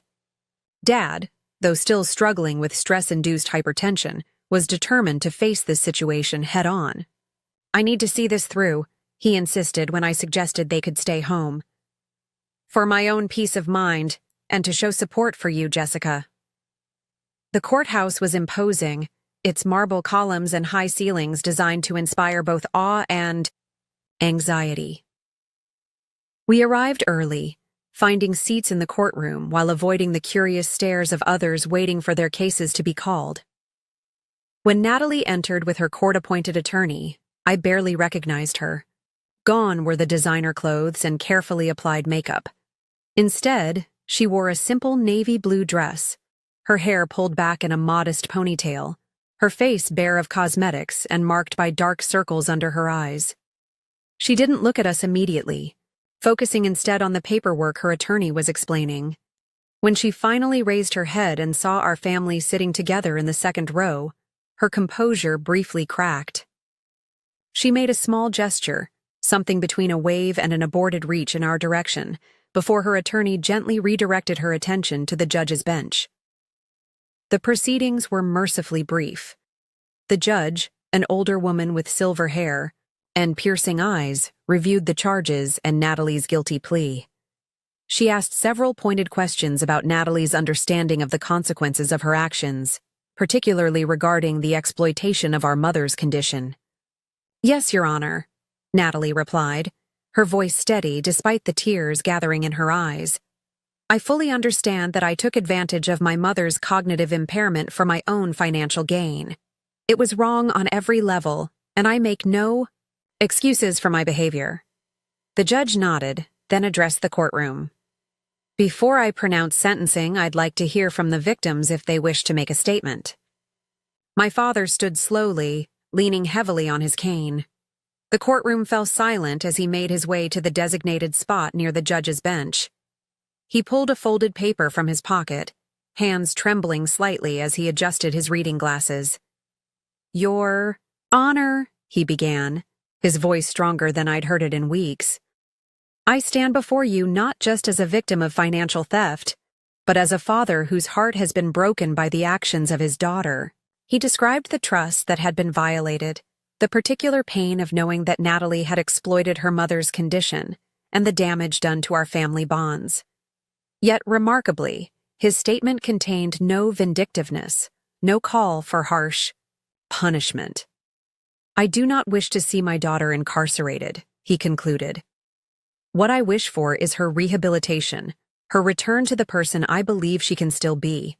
I ask the court to focus on restitution and recovery rather than retribution." When Dad returned to his seat, Mom squeezed his hand tightly, tears streaming down her face. I leaned over to embrace them both, overwhelmed by my father's capacity for grace in the face of such deep betrayal. The judge considered Dad's statement thoughtfully before pronouncing her sentence. 3 years probation, mandatory financial, counseling and addiction treatment for gambling, 200 hours of community service specifically working with elderly individuals, and full restitution of the stolen funds.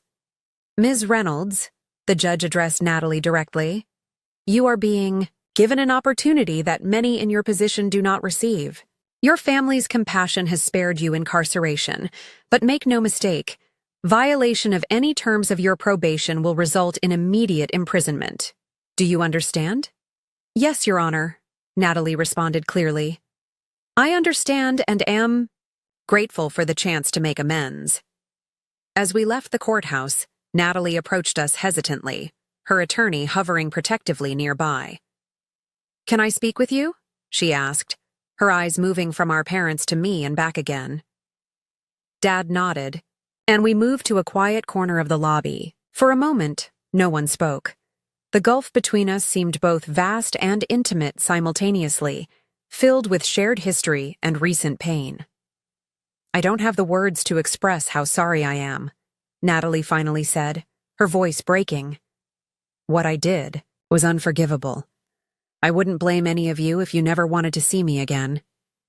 Yet here we are, Dad replied quietly. Still your family, despite everything. Mom, who had been unusually quiet throughout the proceedings, suddenly reached out and took Natalie's hand. We have a long road ahead, she said, her voice clearer than it had been in days. Trust is earned, not given, but you will always be my daughter. This simple statement, delivered with such clarity during one of Mom's good moments, seemed to affect Natalie more deeply than the court proceedings. She broke down completely, sobbing in a way that suggested real remorse rather than self-pity. We drove home. I reflected on the complex emotions of the day. There was relief that the legal aspects were largely resolved, satisfaction that Natalie would face appropriate consequences, and a tentative hope that perhaps, with time and effort, some form of family relationship might be salvaged. The weeks following the court hearing brought practical challenges.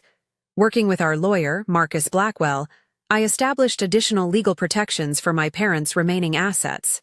We created an irrevocable trust with clear oversight provisions, ensuring that their finances would be protected regardless of who was managing them. This arrangement provides multiple layers of security, Marcus explained as we finalized the paperwork.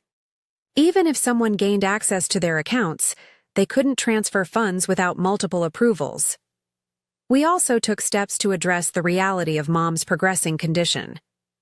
After consulting with specialists, we decided to move my parents from their senior living apartment into a memory care facility that could provide appropriate support as Mom's needs increased. The facility, Willow Creek Gardens, offered beautiful surroundings and specialized care while allowing them to maintain as much independence as possible. This place feels like a home, not an institution, Dad remarked during our tour, watching. Residents engaged in art therapy in a sun-filled common room. I think your mother will be happy here. Financing this move required careful planning. The money Natalie had stolen would be repaid gradually through her court-ordered restitution, but we needed immediate solutions. Kevin and I decided to use a portion of our savings, combined with selling my parents' remaining investments, to secure their place at Willow Creek. We can build our savings back, Kevin assured me when I expressed concern about depleting our children's college funds. Your parents need this now. It's the right choice. Throughout this period, Natalie remained on the periphery of our lives. Her probation officer reported that she was complying with all requirements, attending gambling addiction meetings, and working at a senior center for her community service hours. She sent handwritten letters to our parents each week, never asking to visit but simply sharing her progress and expressing continued remorse. 3 months after the court hearing, I received a call from a number I didn't recognize. Jessica, it's Michael Rodriguez. The sound of his voice instantly transported me back to that Christmas dinner. What do you want? I asked coldly. I know I'm probably the last person you want to hear from, he replied, sounding uncomfortable. But I need to tell you something about Natalie's debts. According to Michael, he had originally introduced Natalie to the loan sharks she'd become indebted to. Now, feeling guilty about his role in the situation, he had paid off a significant portion of what she owed. It doesn't excuse what I did, he said, but I wanted to make it right in some small way. I was skeptical of his sudden attack of conscience, but verified his claim through Natalie's probation officer. It appeared to be legitimate, which meant that Natalie could focus her financial resources on repaying our parents rather than dangerous creditors. By April, we had settled into new routines. My parents were adjusting well to Willow Creek Gardens, with Dad becoming unexpectedly involved in the facility's resident council, and Mom responding positively to their specialized memory care program. Kevin and I visited several times a week, often bringing Emma and Lucas, who enjoyed the facility's pet therapy dogs and friendly staff. One Sunday afternoon, as we were preparing to leave after a pleasant visit, Dad pulled me aside. I've been thinking about Natalie, he said quietly. About forgiveness. My heart tightened. Dad, you don't have to rush that process. What she did was serious. He nodded thoughtfully. I know, and I'm not suggesting we pretend it never happened. But I've been watching your mother. Even with her memory issues, she asks about Natalie. Misses her. He paused, choosing his words carefully. I'm not getting any younger, Jessica. None of us are. I don't want to leave this world with unresolved bitterness in my heart. 2 weeks later, under carefully controlled circumstances and with my cautious support, my parents met with Natalie at a neutral location, a private room at their facility's cafeteria. I remained nearby but gave them privacy for this delicate union. When I returned after an hour, I found the three of them looking emotionally exhausted but somehow lighter. No miracle reconciliation had occurred, but a door had been opened, allowing for the possibility of a new kind of relationship. One built on honest accountability rather than denial and secrecy. She's really trying, Dad told me later. The counseling seems to be helping her understand why she did what she did. The gambling addiction, the need for approval, the resentment she felt toward you for being the good daughter. None of it excuses her actions, but understanding the why is important for all of us. As spring blossomed into summer, our family continued the slow, painful process of healing. The legal consequences, financial protections, and emotional boundaries we had established created a framework within which trust might eventually be rebuilt. Not the blind, unconditional trust of before, but something more mature and realistic. In the end, the revelation that had shattered our family at Christmas also forced us to confront long-ignored issues and rebuild on a more honest foundation. The path to justice had been painful but necessary, leading us toward a resolution that honored truth while leaving room for redemption. The summer solstice arrived, marking 6 months since that life-altering Christmas dinner. Half a year had passed since Natalie's shocking accusation and the subsequent revelation of her theft. 6 months of legal proceedings, financial reorganization, and emotional processing that had forever changed our family dynamic. On this longest day of the year, I sat on the porch of our home, watching the sunset paint the sky in vibrant oranges and pinks. Kevin brought me a glass of iced tea and settled into the chair beside me, our shoulders touching comfortably. "Penny for your thoughts?" he asked, noticing my contemplative mood. "I was just thinking about how much has changed," I replied. 6 months ago, I couldn't imagine ever feeling peaceful again. Now, I gestured to the tranquil scene before us. Here we are. The healing process had been neither quick nor linear. There were days when anger would resurface unexpectedly, bringing with it the sharp pain of betrayal. There were nights when I'd lie awake, replaying the events in my mind, wondering if I could have prevented what happened or discovered Natalie's theft sooner. Therapy had been instrumental in my journey. Dr. Samantha Wilson, a compassionate psychologist, specializing in family trauma, helped me navigate the complex emotions of being both a victim and a caretaker in the aftermath of Natalie's actions. Forgiveness doesn't mean forgetting or condoning, she reminded me during one particularly difficult session. It means releasing the power that anger has over you. It's something you do for yourself, not necessarily for the person who hurt you. This perspective helped me separate my own healing process from the question of my relationship with Natalie. I could work on releasing my anger without feeling pressured to restore our sisterly bond before I was ready. My parents' journey had taken its own unique path. Mom's cognitive condition continued to progress, but the consistent environment and specialized care at Willow Creek Gardens had stabilized her symptoms somewhat. There were still good days and bad days, moments of clarity and periods of confusion. On her better days, she spoke of Natalie with a mother's complicated love, neither excusing the betrayal nor rejecting her younger daughter.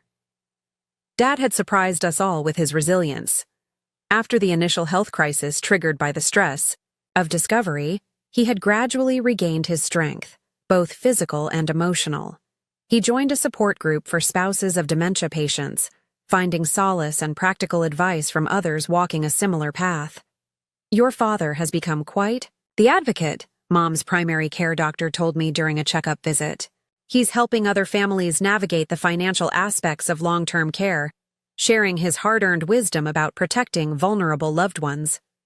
This new purpose seemed to energize Dad, giving him a way to transform his painful experience into something that could help others. He even contributed to an educational brochure about financial elder abuse, working with the facility's social services department to raise awareness. Natalie herself had shown signs of genuine change. The court-mandated counseling had evolved into voluntary therapy sessions that she continued even after fulfilling her legal requirements. She maintained her sobriety from gambling, earned a promotion at the accounting firm where she'd found employment after completing her community service, and faithfully made her monthly restitution payments. Our relationship remained tentative, built on careful boundaries and measured expectations. We spoke on the phone every few weeks, met occasionally for coffee in public places, and exchanged emails that gradually became less formal and strained. There were moments when glimpses of our old sisterly connection would surface, only to retreat, again behind the protective walls we had both constructed. "I don't expect you to ever fully trust me again," Natalie said during one of our coffee meetings. "I wouldn't in your position. But I want you to know that I'm committed to being trustworthy, even if the trust never comes." Her words reflected a maturity that had been notably absent before. Whether this change would prove lasting remained to be seen, but I allowed myself to feel cautiously hopeful. The financial aftermath had presented its own challenges. Despite Natalie's consistent restitution payments, the full amount would take years to recover. Kevin and I had made peace with our decision to use a portion of our savings to secure my parents' place at Willow Creek Gardens, knowing that their security and quality of life took precedence over our financial comfort. Unexpectedly, this financial strain had led to positive changes in our family's approach to money. Emma and Lucas, though young, absorbed valuable lessons about financial responsibility, the importance of saving, and the dangers of secrecy within relationships. "Mom, can we put some of my allowance in Grandma and Grandpa's fund?" Lucas asked. One day, his small face serious as he clutched his piggy bank. The gesture brought tears to my eyes, not just for its sweetness, but for the values it reflected. As the months passed, we established new family traditions to replace the painful memories of last Christmas. Instead of large, formal gatherings, we created smaller, more intimate celebrations that accommodated Mom's needs and respected our collective emotional bandwidth. Our first Easter together at Willow Creek Gardens featured a simple meal, colorful decorations made by Emma and Lucas, and a sense of gentle healing that felt like a precious gift. Throughout this journey, I discovered reserves of strength I hadn't known I possessed. The woman who had stood shell-shocked at her dining room table 6 months ago had grown into someone capable of navigating complex legal systems, advocating fiercely for vulnerable parents, setting healthy boundaries, and still finding capacity for compassion. This personal growth extended to my marriage as well. Kevin and I had always been partners, but the crisis had deepened our connection, forcing us to communicate more openly about everything from finances to family loyalties to our fears for the future. "We're stronger now," Kevin observed one night, as we reviewed our budget, working together to balance my parents' needs with our children's future, not despite what happened, but because of how we faced it together. He was right. The revelation that had initially seemed like the destruction of our family had ultimately led to more authentic relationships, stripped of pretense and built on a foundation of hard-earned truth. One unexpectedly positive outcome was the strengthening of connections with other family members. Aunt Patricia and Uncle George had remained steadfast supporters throughout the ordeal, offering practical help and emotional reassurance when we needed it most. Cousins I had barely spoken with in years reached out with messages of support, some sharing similar experiences that had previously been kept secret within their own immediate families. "Family secrets fester," Aunt Patricia told me wisely. "Bringing things into the light, however painful initially, is always the path to healing." This truth resonated deeply with me. The shame and secrecy surrounding Natalie's theft and my parents' vulnerability had caused as much damage as the acts themselves. The relief of honesty, difficult though it was, had created space for genuine healing to begin. As summer progressed, I found myself increasingly able to reflect on the experience with a perspective that hadn't been possible in those first raw months. The pain hadn't disappeared, but it had transformed from an acute, overwhelming presence to a significant but manageable part of our family story. I began helping other families facing similar situations, connecting with a local nonprofit that provided resources for families dealing with elder financial abuse, sharing my experience, offering practical advice about documentation and legal protections, and simply listening without judgment became a meaningful way to honor the difficult journey we had traveled. One evening in late August, as I sat beside Mom during one of her good days, she took my hand and spoke with surprising clarity. "You know, Jessica, there's something I've learned through all this." I leaned closer, treasuring these moments of connection that had become increasingly precious as her condition progressed. "What's that, Mom?" "True freedom isn't about getting everything you want," she said, her eyes clear and focused. "It's about being at peace with what is, even when it's not what you would have chosen." Her simple wisdom struck me deeply. None of us had chosen this path. Not the betrayal, not the painful revelations, not the legal consequences or financial strain. Yet within these circumstances we hadn't chosen, we had found ways to create meaning, to preserve dignity, to rebuild connections on more authentic terms. This, perhaps, was the most profound lesson of our family's journey. That healing doesn't mean returning to what was before. It means creating something new from the broken pieces, something that honors both the pain of what was lost and the possibility of what might still be. Today, our family continues to navigate this path one day at a time. We celebrate small victories. Mom recognizing every grandchild during a visit, Dad laughing unreservedly for the first time in months, Natalie marking 1 year of gambling sobriety, Emma and Lucas developing compassion beyond their years. We also acknowledge ongoing challenges, the progression of Mom's condition, the financial constraints that will shape our choices for years to come, the trust that remains fragile and conditional between certain family members. Through it all, I've learned that true strength isn't found in preventing painful experiences or in pretending they don't affect us. It's found in facing reality with courage, in maintaining boundaries while leaving room for redemption, and in choosing love that's clear-eyed rather than blind. As I look toward the future, I wonder what your experience has been with family betrayal or difficult truths. Have you ever had to confront a painful reality within your own family? How did you balance justice with compassion? I'd be grateful if you'd share your insights in the comments below. And if this story resonated with you or might help someone facing similar challenges, please consider liking, subscribing, and sharing it with them. Thank you for walking this journey with me today, and may you find the strength you need for whatever path you're traveling. My name is Olivia Mitchell, 29 years old, and I've been saving money since I turned 18.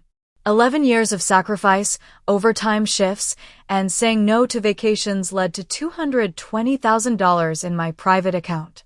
Until last Tuesday, when I found it empty. The money went to pay off my brother's student loans, fund his honeymoon, and buy him a luxury car. When I called them, my father laughed and said, "Thanks for your naivety, your family now. Pay your share." I couldn't stop laughing either, because the money they took was actually. If you're watching this, drop a comment telling me where you're tuning in from. Hit that like button and subscribe to join me on this wild journey of family betrayal and sweet justice. I grew up in a modest 2-story house in Naperville, a suburb just outside Chicago. My parents, Robert and Diana Mitchell, raised me and my younger brother Ethan in what appeared to be a typical middle-class American family.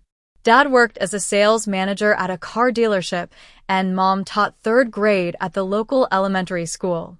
We weren't rich, but we never went without necessities. From an early age, I noticed something different about how my parents treated Ethan and me. When I turned 16 and asked for help buying my first car, Dad told me to get a job. Meanwhile, when Ethan turned 16 2 years later, they surprised him with a brand new Ford Mustang. The pattern was clear and consistent. Ethan received, I earned. My first job was stocking shelves at Wilson's Grocery for minimum wage. I worked 20 hours a week while maintaining straight A's. Every paycheck went into a savings account my grandmother had opened for me when I was born. Grandma Helen was different from my parents. She grew up during the Great Depression and taught me the value of financial independence. Never depend on anyone else for your security, Olivia, she would tell me while showing me how to balance a checkbook. A woman must stand on her own 2 feet. Ethan, in contrast, never held a job during high school. He played football, went to parties, and maintained a C average that my parents defended as finding his path. When he wrecked his Mustang junior year, they replaced it with another car within a week. The summer after high school graduation was pivotal. While Ethan prepared for his freshman year at Northwestern University, with my parents covering his tuition, room, and board, I received a different message. We've set aside enough for your brother's education, Mom explained one evening. With your grades, you can get scholarships or loans like other students do. You've always been the independent one. Their words stung, but I refused to let them see my pain. Instead, I doubled down on my determination. On my 18th birthday, I opened a new private bank account at First Midwest Bank, transferring the $6,000 I had saved. My parents had been co-signers on my juvenile account, but this one was mine alone. Or so I thought. I attended Chicago Community College while working full-time as a bank teller, then bookkeeper. I studied accounting and finance, fascinated by how money worked. Each semester, I paid my tuition in cash, avoiding student loans that trapped so many of my classmates. After 2 years, I transferred to University of Illinois Chicago, continuing to work while studying. Living with my parents during those early college years saved money but cost my sanity. I listened to them boast about Ethan's fraternity life and how he was networking with future business leaders while failing classes they continued to pay for. When he called asking for extra money for spring break trips to Cancun or Miami, they never hesitated. Your brother is building important relationships, Dad would justify after sending Ethan hundreds of dollars. That's how successful people get ahead.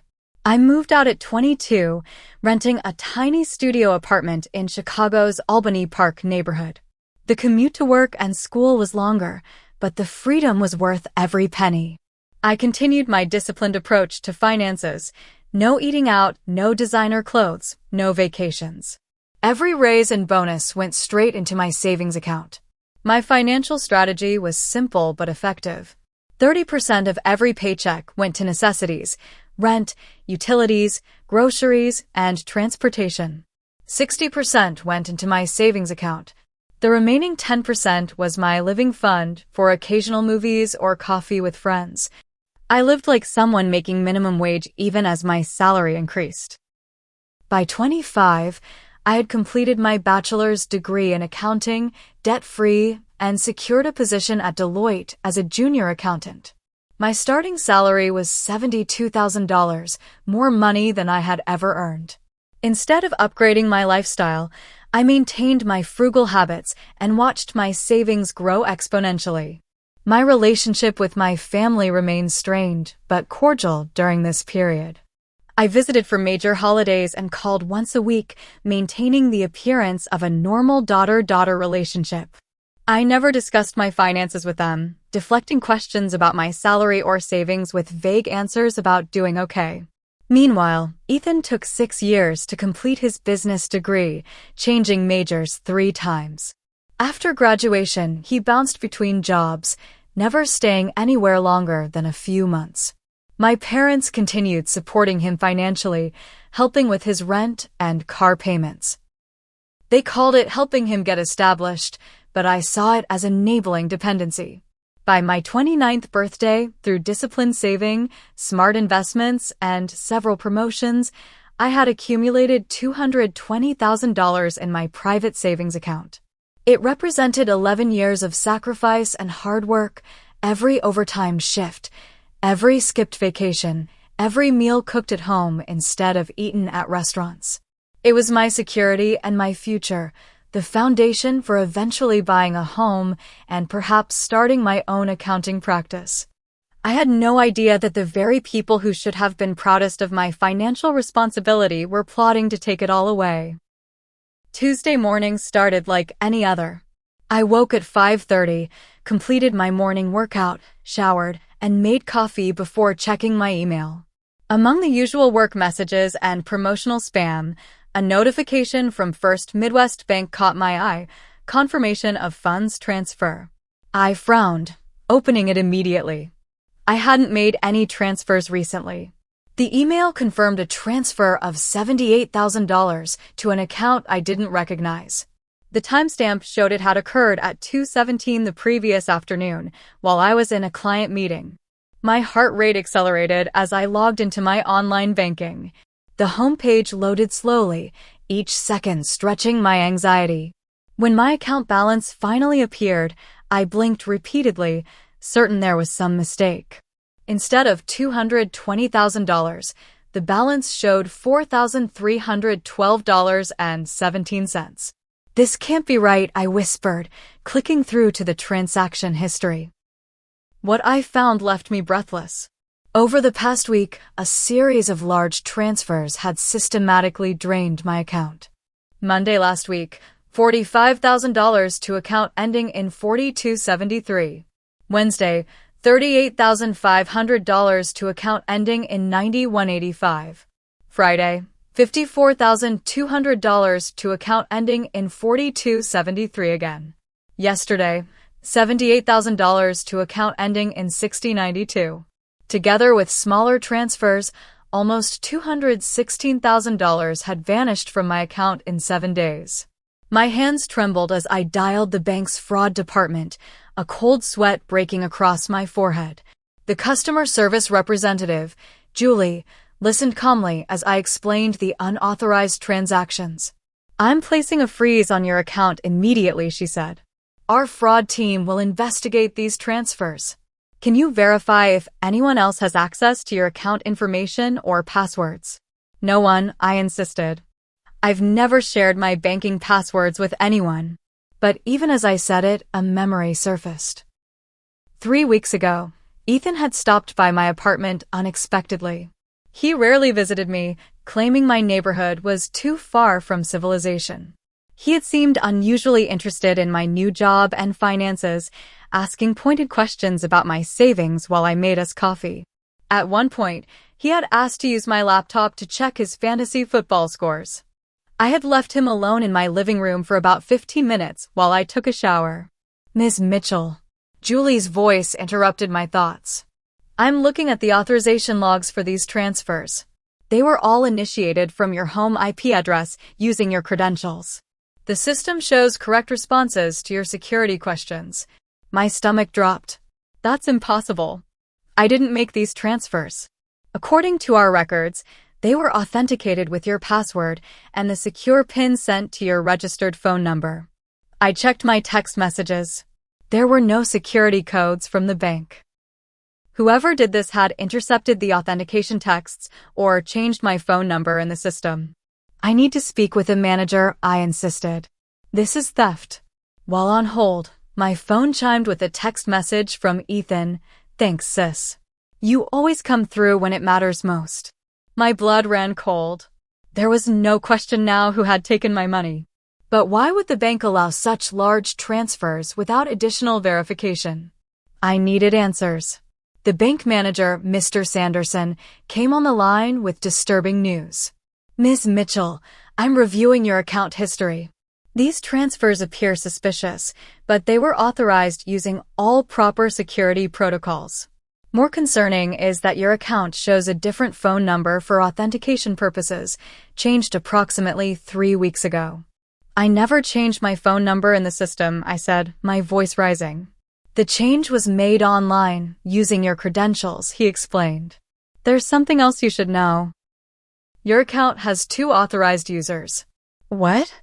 "That's impossible. I opened this account when I turned 18. I'm the only authorized user. According to our records, Robert and Diana Mitchell were added as co-signers when the account was opened. As co-signers, they have legal access to initiate transfers. The room seemed to tilt. My parents? They couldn't be involved in this. Despite our differences, they wouldn't steal from me. Would they? After hanging up with the bank, I rushed to my laptop to check for signs of tampering. The browser history showed searches for how to reset banking passwords and bypassing two-factor authentication from 3 weeks ago, the day Ethan had visited. My email trash folder contained deleted password reset confirmations. My phone buzzed again. Another text from Ethan. Mom and Dad say you should come to dinner tonight. Big news to celebrate. 7 p.m. Numbness gave way to fury as the pieces clicked into place. This wasn't random theft. This was calculated, familial betrayal. I grabbed my car keys, determination replacing shock. I wouldn't wait until dinner. It was time for answers. The 40-minute drive to my parents' suburban home in Naperville passed in a blur of rage and disbelief. Questions pounded through my mind with each mile. How could they? What gave them the right? Did they ever care about me at all? As I turned onto Maple Avenue, the street where I'd grown up, my headlights illuminated something unexpected in my parents' driveway, a gleaming black BMW M5, still sporting temporary dealer plates. The price tag for such a vehicle started around $85,000. My hands tightened on the steering wheel as I parked behind it. Through the large front windows, I could see my family gathered in the dining room. They were dressed nicely, champagne flutes in hand, laughing, celebrating. With my money. I didn't bother knocking. Using my old house key, I pushed open the front door and marched straight to the dining room. The conversation halted abruptly as 4 faces turned toward me. Mom, Dad, Ethan, and his fiancée, Sophia. Olivia. Mom exclaimed, surprise evident in her voice. We weren't expecting you until 7. Clearly, I said coldly, looking at the elaborate dinner spread and champagne. Don't let me interrupt the celebration. What's the occasion? An uncomfortable silence settled over the room until Ethan broke it with a broad smile. Perfect timing, sis. We were just toasting to my good news. I'm officially debt-free. Paid off the last of my student loans yesterday. Is that right? I asked, my voice dangerously quiet. And how exactly did you manage that? Last I heard, you had over $40,000 in student debt and were making payments of $200 a month. Ethan glanced nervously at our parents before answering. Well, things turned around. The investments Dad helped me with really paid off. Investments, I repeated flatly. And I suppose those same investments paid for that new BMW in the driveway? And what else? Your upcoming honeymoon to Europe that Sophia's been posting about on Instagram. My father stood up, his expression hardening. Olivia, you're being rude. If you've come to join us for dinner, sit down and have a glass of champagne. We're celebrating your brother's financial turnaround. My financial turnaround, I corrected him, pulling out my phone and opening my banking app. I turned the screen toward them, showing the decimated balance. $216,000. Transferred out of my account in the past week. Care to explain how that happened? My mother's hand flew to her throat, her eyes widening in what appeared to be shock. But something about her reaction seemed rehearsed, inauthentic. What are you talking about? She asked. Don't, I snapped. Don't pretend you don't know. The bank already confirmed the transfers were authorized using your credentials as co-signers on my account. An account I opened when I was 18. An account you were never supposed to have access to. Ethan at least had the decency to look uncomfortable, shifting in his seat and avoiding my gaze. Sophia looked genuinely confused, glancing between my brother and me. What's going on, Ethan? She asked. What is Olivia talking about? Before he could answer, my father spoke, his tone surprisingly calm. Olivia, sit down. You're making a scene over nothing. Nothing? You call stealing over $200,000 nothing. It wasn't stealing, Dad replied, his voice hardening. It was reallocation of family resources. Your brother needed help, and you had the means to provide it. I stared at him in disbelief. Reallocation? You stole my life savings without my knowledge or consent. We did what was necessary for this family, Mom interjected, finding her voice. Ethan needed to clear his debts before the wedding. The car was an investment in his image for his new job interviews. The honeymoon is a once-in-a-lifetime experience they deserve. And what about what I deserve? I asked, my voice breaking slightly. What about the years I worked while going to school? The vacations I never took? The tiny apartment I lived in to save that money? Ethan finally spoke up, his tone surprisingly entitled. Come on, Liv. It's not like you needed all that money just sitting there. You're always so uptight about finances. I had actual needs. Needs? I repeated incredulously. A BMW and a European honeymoon are needs? You don't understand, he continued, gesturing with his champagne glass. Sophia's family has expectations. Her father gave us $20,000 toward the wedding. I couldn't show up to marry his daughter while drowning in student debt and driving my old Honda. I turned to Sophia, whose expression had transformed from confusion to horror as she realized what was happening. Did you know about this? I asked her directly. Did you know your honeymoon and his debt repayment were funded by stealing my savings? No, she stammered, looking at Ethan with new eyes. He told me his investments had paid off, that your parents had helped him with financial planning. My mother quickly jumped in.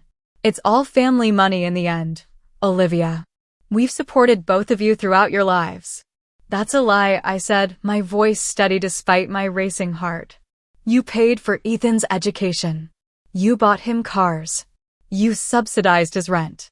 Meanwhile, I worked my way through community college and state university. I paid for everything myself. And we're very proud of how independent you've become, Dad said condescendingly. But family helps family. Your brother needed this boost to start his married life on the right foot. So you admit you took my money? All of you. Dad shrugged, dropping all pretense. The money has been put to good use. Ethan's debt is cleared, they have a suitable vehicle, and their honeymoon is paid for. The remaining funds are in an investment account for their future home down payment. I want it back, I said firmly. All of it. Now. My father's expression changed then, from casual dismissal to cold anger. That's not going to happen, Olivia. The transfers were illegal. As co-signers on your account, your mother and I had every right to move those funds. I'll go to the police, I threatened. I'll press charges for theft. He actually laughed then, a sound that chilled me to the bone. And tell them what? That your parents, who are legal co-signers on your account, moved money to help your brother? No crime has been committed here. I never added you as co-signers to my adult account. Never. Check again, Mom said quietly. When you opened that account at 18, we came with you. We signed the paperwork. You were so excited about your adult account, you didn't read the fine print. The memory came back in fragments. The bank visit after my 18th birthday. The pile of documents. My parents hovering, offering to help make sure everything was in order. I had been so naive. Why? I asked, my voice barely above a whisper. Why would you do this to me? Because family takes care of family, Dad replied coldly. You've benefited from this family your entire life. It was time you contributed. Benefited?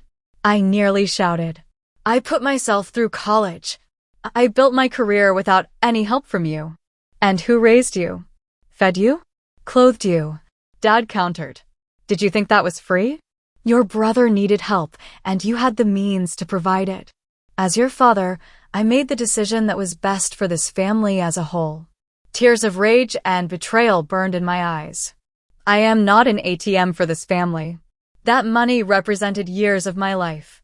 And it will represent years of Ethan and Sophia's life together, Mom said, as if that justified everything. Dad raised his glass in a mocking toast. Thanks for your naivety, Olivia. Your family now, pay your share. The casual cruelty of his words knocked the breath from my lungs. In that moment, I realized this wasn't a one-time betrayal. This was who they had always been. I had just been too desperate for their approval to see it. I turned and walked out, ignoring their calls to come back and be reasonable. In my car, I sat trembling, unable to drive immediately as waves of betrayal washed over me. Through the window, I could see them resume their celebration, already moving past the uncomfortable confrontation, already counting my life savings as their own. The following morning, I called in sick to work for the first time in 3 years. Sleep had eluded me, my mind racing with calculations of loss and betrayal. $216,000. 11 years of sacrifice. Gone. After several hours of research on banking laws and account co-signers, I called my parents' home phone, determined to make one last attempt at reason before escalating to legal action. My father answered on the third ring. Mitchell residence. It's Olivia. We need to talk about the money. His sigh was audible through the phone. There's nothing to discuss. The decision has been made. I'm giving you one chance to do the right thing, I said, keeping my voice steady. Transfer the money back to my account, and I won't take further action. Further action? He chuckled. Olivia, be realistic. The funds were legally accessed. No crime was committed. I'll sue you, I threatened. All 3 of you. I'll take you to court and make sure everyone knows what you did. On what grounds? We're co-signers on the account. Co-signers who committed fraud by accessing an account without the primary account holder's knowledge or consent.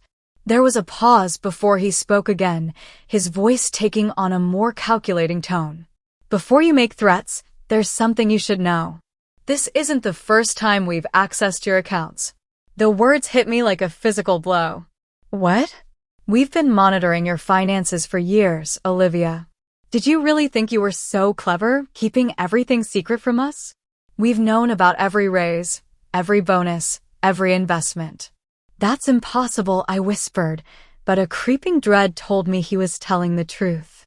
When you were 24 and received that $15,000 performance bonus, where do you think the money went when it suddenly disappeared from your checking account?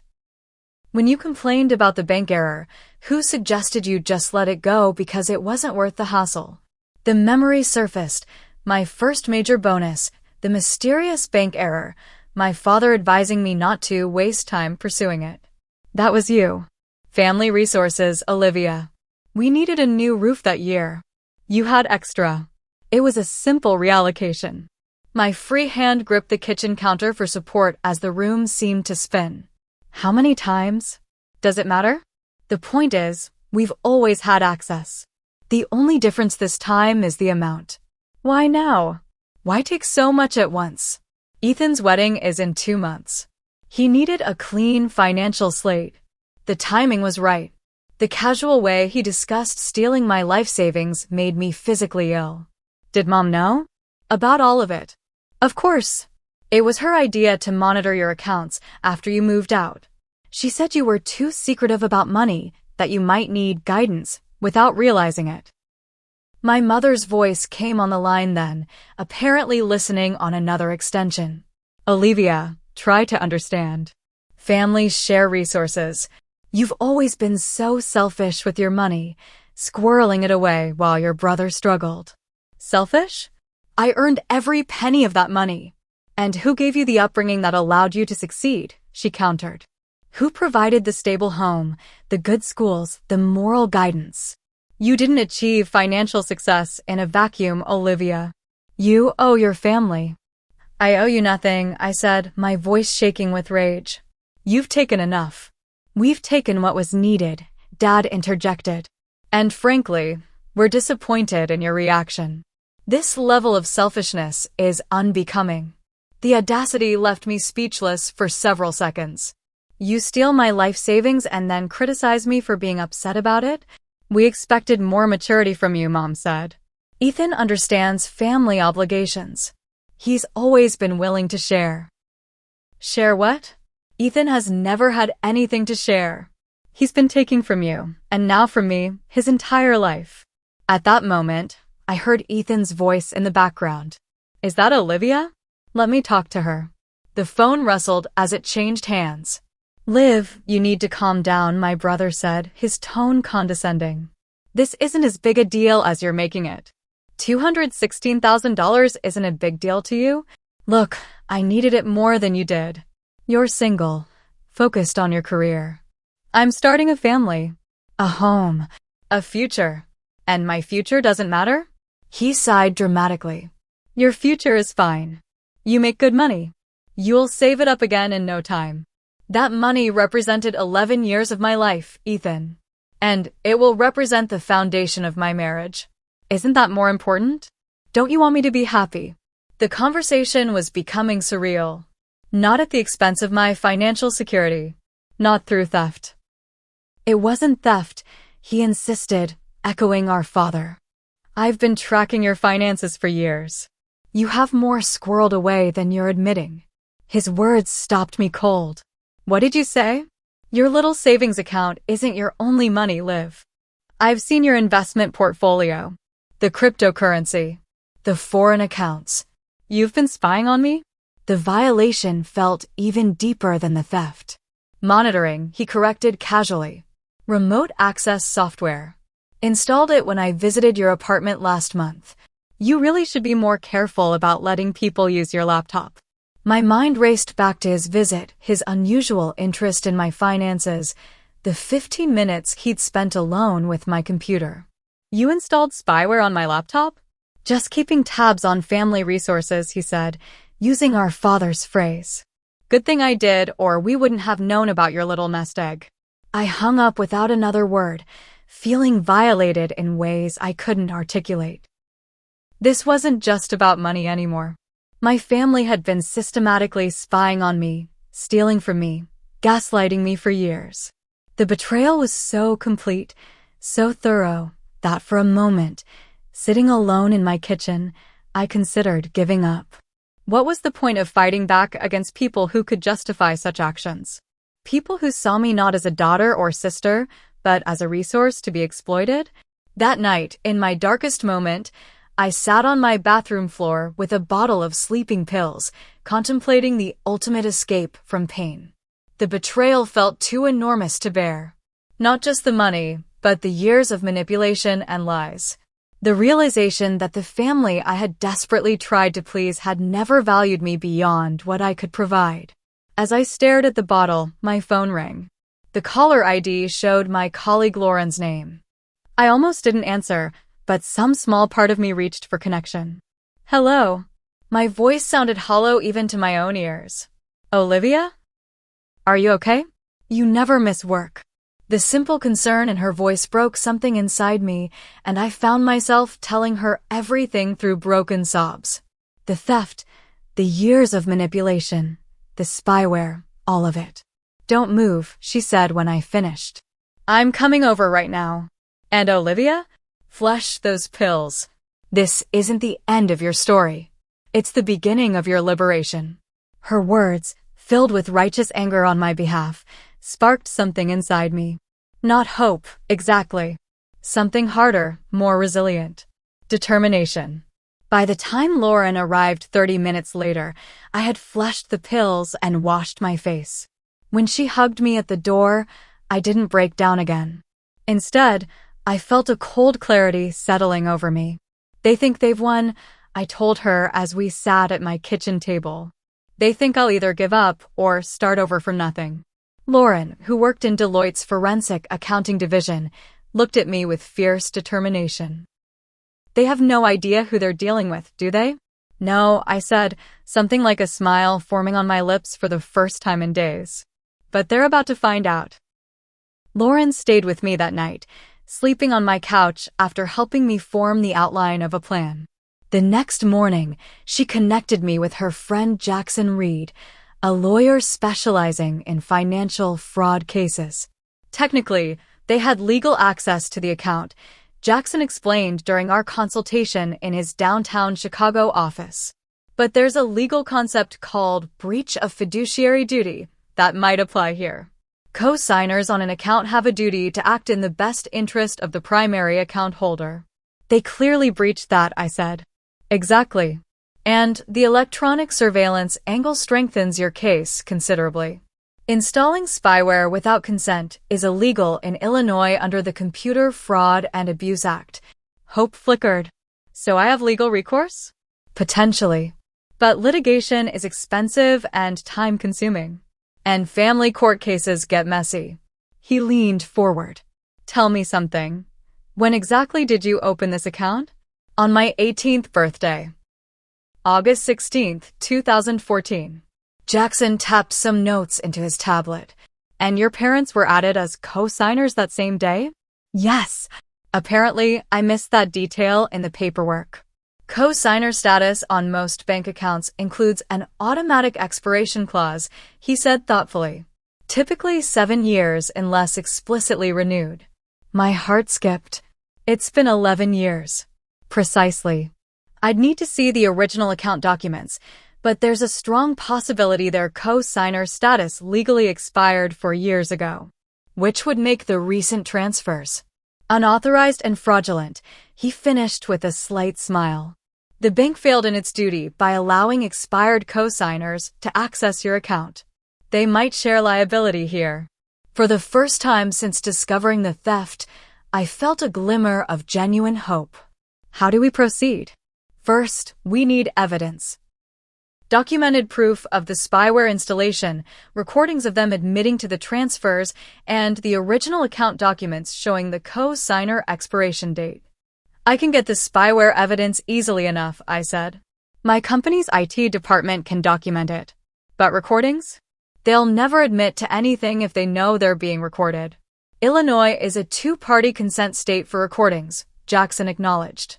That makes things trickier, but not impossible. Sometimes the threat of litigation is enough to force a settlement. Over the next 2 weeks, I executed a carefully orchestrated plan. First, I took my laptop to Deloitte's cybersecurity team, who documented the sophisticated spyware Ethan had installed. They traced its command and control server to an IP address registered to my brother's apartment. This is industrial-grade surveillance software, explained Marcus, our head of cybersecurity. The kind used for corporate espionage. Not something an amateur would have access to. My brother works in sales, I said. Where would he get something like this? Marcus shrugged. The dark web, most likely. It's expensive, though. Several $1,000s for this level of access. The irony wasn't lost on me. Ethan had spent thousands of dollars to steal hundreds of thousands. Next, I hired a private investigator recommended by Jackson to look into my family's finances. What she uncovered was illuminating. My father, despite his middle management salary, had accumulated significant gambling debts at riverboat casinos along the Mississippi. My mother's credit card statements showed compulsive shopping habits, with thousands spent monthly on luxury goods. And Ethan, far from the successful businessman he portrayed himself as, had been fired from his last 3 jobs for performance issues. Your family has been living beyond their means for years, the investigator explained, showing me spreadsheets detailing their finances. Your father has second and third mortgages on the house. Your mother has maxed out 7 credit cards. Your brother hasn't made a student loan payment in over 2 years before the recent payoff. So they were desperate, I mused. Desperate and accustomed to financial shortcuts, she confirmed. There's something else you should know. Your brother never actually completed his degree. What? But he walked at graduation. We all attended. Students can walk in the ceremony without completing all requirements. According to university records, he's still 12 credits short of his degree. He never finished his final semester courses, but told your parents he graduated. The deception was staggering. My entire family had created an elaborate facade of middle-class respectability while secretly drowning in debt, failed responsibilities, and lies. Armed with this information, I moved to the next phase of my plan. Through subtle questioning of Sophia at a coincidental meeting at her favorite coffee shop, I learned that Ethan had told her he'd received a family inheritance that explained his sudden financial turnaround. She had no idea the money had come from me. He said his grandmother had left a trust that matured on his 30th birthday, Sophia explained, stirring her latte. $200,000 that his parents had been managing for him. That's interesting, I said carefully. Our grandmother Helen died when Ethan was 16, and she left her modest savings to a cat sanctuary. There was no trust. Sophia's expression shifted from confusion to dawning horror. But the money for the honeymoon, the BMW, paying off his loans. Ask him where it really came from, I suggested gently. You deserve to know the truth before you marry him. The final piece fell into place when Jackson obtained the original account documents from First Midwest Bank through legal discovery. As he had suspected, the co-signer authorization had a standard 7-year expiration date. My parents' legal access to my account had ended on August 16, 2021, nearly 4 years before they emptied it. The bank is liable for allowing unauthorized access, Jackson confirmed. They failed to enforce their own security protocols. Between this and the documented spyware, we have a strong case for both civil damages and criminal charges. Criminal charges? The possibility hadn't fully registered until then. Computer fraud is a felony in Illinois. So, is bank fraud exceeding $100,000? The implications were enormous. My father could lose his job. My mother might lose her teaching license. Ethan could face actual jail time. Part of me hesitated at the brink of such irrevocable action. Despite everything, they were still my family. But then I remembered my father's cold words. Thanks for your naivety, your family now, pay your share. Let's proceed, I told Jackson firmly. But there's something I need to do first. Ethan and Sophia's wedding was scheduled for the first Saturday in June at the Naperville Country Club, a venue far beyond what my brother could legitimately afford. I had received an invitation despite our confrontation, probably because my parents wanted to maintain appearances. I sent an RSVP indicating I would attend, then made no contact with my family for the next 6 weeks. Let them think I had given up. Let them enjoy their ill-gotten gains without suspecting what was coming. During those weeks, I worked with Jackson to build an airtight case. We documented every unauthorized transfer. We compiled evidence of the spyware and my parents' expired co-signer status. We prepared civil complaints against both my family and First Midwest Bank. And most importantly, I executed the final step of my plan, the revelation that would change everything. The wedding day arrived sunny and clear. I dressed carefully in a conservative blue dress, applied minimal makeup, and drove to the country club with a small gift box containing documentation of everything we had discovered. My plan was to deliver it privately after the ceremony but before the reception, giving my family one last chance to make things right before I filed legal actions on Monday morning. But as I pulled into the country club parking lot, I noticed an unusual number of luxury vehicles. A Ferrari, a Bentley, several high-end Mercedes. These weren't the cars of my parents' middle-class friends. Something was happening beyond a typical wedding. Inside, the ceremony space was decorated lavishly with thousands of dollars in floral arrangements. A string quartet played softly as guests in formal attire mingled. I recognized few of them, but from conversations I overheard, many were executives from Hoffman Enterprises, a major financial services firm in Chicago. I took a seat in the back row just as my father appeared at the front with Ethan. Both wore custom tuxedos that must have cost thousands. My mother, escorted by an usher to her front row seat, wore a designer dress and jewelry I had never seen before. The ceremony proceeded traditionally until the exchange of vows. When Ethan began to speak, his words caught me completely off guard. Sophia, when we met 3 years ago, I promised you I would become the man worthy of your family's legacy. Today, I stand before you having fulfilled that promise. Thanks to my business acumen and family connections, I've secured not just our future, but a merger between our families that will create a financial dynasty. Whispers rippled through the audience. This didn't sound like a wedding vow. It sounded like a business transaction. After the ceremony, guests moved to the grand ballroom for the reception. I followed quietly, observing rather than participating. The cocktail hour revealed more surprises as I overheard conversations about the Mitchell-Hoffman merger and Ethan's appointment to the board. My confusion cleared when an older gentleman clinked his glass for attention and introduced himself as Gerald Hoffman, Sophia's father and CEO of Hoffman Enterprises. "Today isn't just a union of two young people in love," he announced. "It's the beginning of a powerful alliance between the Mitchell Financial Group and Hoffman Enterprises. Ethan has demonstrated extraordinary financial acumen, building a multi-million-dollar portfolio that impressed even my board of directors. His recent investment strategy, resulting in over $1 million in gains, proves he has the vision to help lead our company into the future." $1 million in gains? My stolen $216,000 had somehow transformed into $1 million success story? Gerald continued, "As a wedding gift, I'm announcing Ethan's appointment as Vice President of Strategic Development at Hoffman Enterprises with a starting compensation package of $350,000 annually." The room erupted in applause while I sat frozen in shock.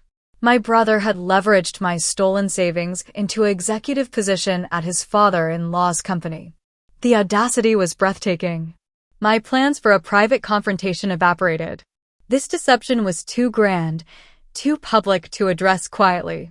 As Gerald concluded his speech and invited Ethan to say a few words, I stood up, my heart pounding but my resolve firm. "Excuse me," I said loudly enough to draw attention. "I believe I have some relevant information about Ethan's financial acumen that Mr. Hoffman might want to hear." The room fell silent as all eyes turned to me. Ethan's face drained of color as he recognized me. My parents, seated at the head table, looked stricken. "Olivia," my father started, rising from his seat. "This isn't the time or place." "I disagree," I replied calmly, walking toward the front of the room. When better to discuss Ethan's financial genius than during a celebration of exactly that? I turned to face Gerald Hoffman directly. "Mr. Hoffman, I'm Olivia Mitchell, Ethan's sister. I'm curious, what specifically impressed you about my brother's investment strategy?" Gerald, though clearly uncomfortable with the interruption, answered professionally. Ethan presented a diversified portfolio showing extraordinary returns over a very short period. He explained his unique approach to leveraging family assets into exponential growth. "Family assets," I repeated. "That's an interesting choice of words. Did he happen to mention where those initial family assets came from?" "Olivia, stop this now," my mother hissed, but I ignored her. "Mr. Hoffman, what would you say if I told you that the money Ethan used to impress you was stolen?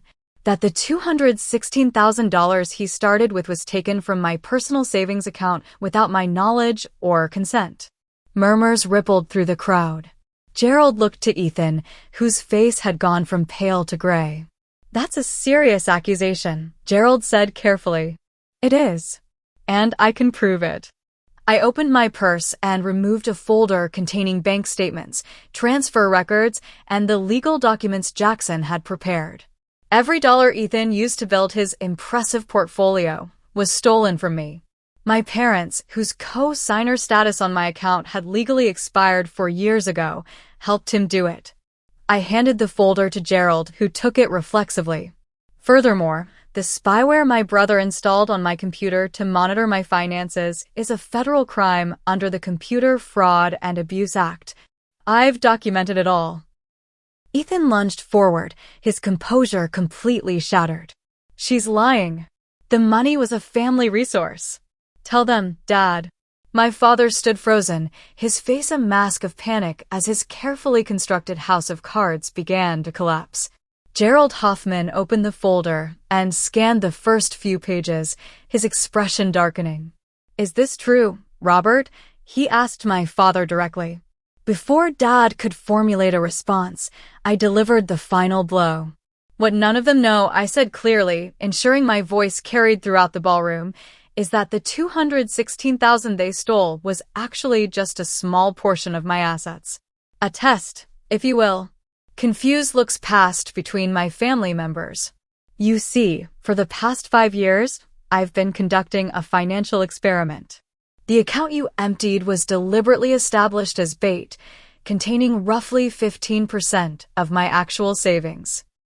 The real money, approximately $1.2 million, is held in a series of offshore accounts and investments that none of you could access. The shock on their faces was everything I had hoped for. My father actually staggered backward, gripping the edge of the table for support. I suspected someone was monitoring my finances after several small discrepancies over the years. So I created a financial honeypot, a separate account with just enough money to be tempting, but not my full savings. Then I waited to see if anyone would take the bait. That's impossible, Ethan sputtered. I saw your accounts. All of them. You saw what I wanted you to see, I corrected him. Fake statements, dummy accounts, digital breadcrumbs leading exactly where I wanted them to lead. Did you really think a certified accountant with specialization in forensic financial analysis wouldn't notice spyware on her own computer? Gerald Hoffman closed the folder and handed it to a man I presumed was his lawyer, who had appeared at his side. Mr. Mitchell, Gerald said to my father, his voice ice cold, I believe this wedding reception is concluded. My lawyer will be contacting you regarding the funds Ethan fraudulently represented as his own. Sophia, he turned to his daughter, who stood shocked and tearful beside Ethan, we're leaving. Wait, Sophia pleaded. There must be some explanation. There is, I said gently. Your fiancé stole my money, lied about his education, and defrauded your father to secure a position he isn't qualified for. I'm sorry you had to find out this way, but you deserve to know before legally binding yourself to him. As the Hoffman family began a hasty exit, followed by their business associates, I approached my brother directly. The police will be here shortly. I filed charges this morning for computer fraud and theft. I'd suggest you use this time to consider what you'll say to them. My parents rushed to Ethan's side, all three huddled together in panic as their scheme imploded around them. The remaining guests, mostly family friends who had known us for years, watched in stunned silence. You'll destroy this family, my mother said accusingly, tears streaming down her face. No, Mother. You destroyed this family when you chose to steal from your own daughter rather than face your financial problems honestly. When you decided my decade of hard work was worth less than Ethan's comfort. As I turned to leave, my father called after me, his voice breaking, Olivia, please. We can fix this. As a family. I paused and looked back at the three of them, gathered together in their expensive clothes in the lavish venue they couldn't afford, paid for with money they had stolen from me. We stopped being a family the moment you said, thanks for your naivety, you're family now, pay your share. Remember those words, Dad? I do. I always will. I walked out of the country club into the bright June sunshine, leaving behind the ruins of a family built on lies, theft, and betrayal. For the first time since discovering the theft, I felt not just anger or vindication, but genuine freedom. The truth about my finances had been my ultimate protection and my perfect revenge. The money they had stolen was substantial, yes, but it wasn't my everything. By trying to take what was mine, they had lost everything that was theirs: reputation, career prospects, and freedom. As I drove away, my phone buzzed with a text from Lauren. How did it go? I smiled and typed back, exactly according to plan. The truth has set me free. The aftermath of Ethan's wedding day unfolded like a slow-motion car crash for my family. My brother was arrested that afternoon on charges of computer fraud, with additional charges of grand theft added later. My parents avoided criminal charges only because I chose not to pursue them, focusing instead on a civil case to recover my stolen funds. First Midwest Bank, facing potential liability for allowing expired co-signers to access my account, settled quickly, refunding the full amount plus a substantial penalty for their negligence. My family, with no real defense against the evidence I had presented, agreed to a structured repayment plan for the additional damages awarded by the court. The financial resolution came relatively quickly. The emotional healing proved far more complex. For the first month after the confrontation, I existed in a strange limbo between vindication and grief. I had exposed their betrayal and would recover my money. Yet I had also lost the illusion of family that I had clung to for so many years. No matter how strained our relationship had been, some part of me had always believed that in a true crisis, blood would prove thicker than water. The theft had shattered that belief beyond repair. 6 weeks after the wedding, I began seeing Dr. Melissa Chin, a therapist specializing in family trauma. Our first session established the foundation for my healing journey. "What you're experiencing is complicated grief," she explained. "You're mourning not just the loss of your family relationships as they existed, but also the loss of what those relationships should have been." "I keep asking myself if I did the right thing," I confessed. "Exposing them publicly, pressing charges against Ethan. And what answer do you reach? That I had no choice. That they would have continued exploiting me if I hadn't stopped them." She nodded. "That's an important recognition. Boundaries aren't just psychological constructs. Sometimes they need legal and financial enforcement, especially when dealing with people who have demonstrated they don't respect more subtle limits." Over the following months, Dr. Chin helped me process the complex emotions surrounding the betrayal.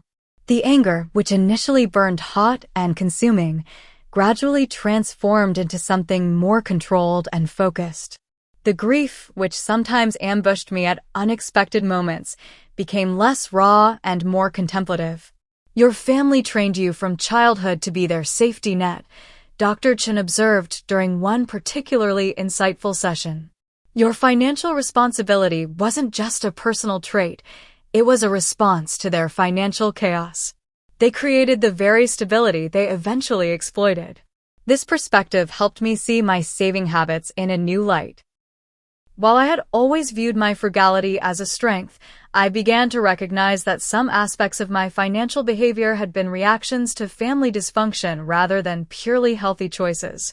"Balance will be your challenge going forward," Dr. Chin suggested. "Finding the middle ground between prudent saving and actually enjoying the fruits of your labor." As summer faded into fall, I took her advice to heart and made several significant changes. I moved from my cramped studio apartment to a comfortable one-bedroom in a safer neighborhood. I booked my first real vacation in years, a 2-week photography tour of the American Southwest.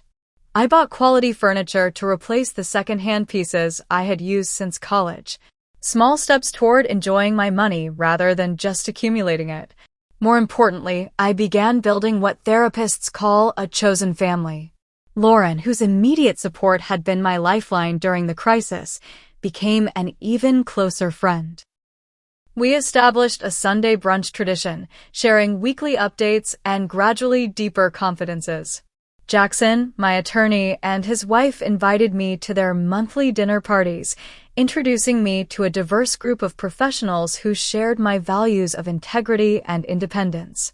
Through a volunteer program at a local community college, I began teaching financial literacy classes to young women from disadvantaged backgrounds. Sharing my knowledge helped transform my painful experience into something constructive.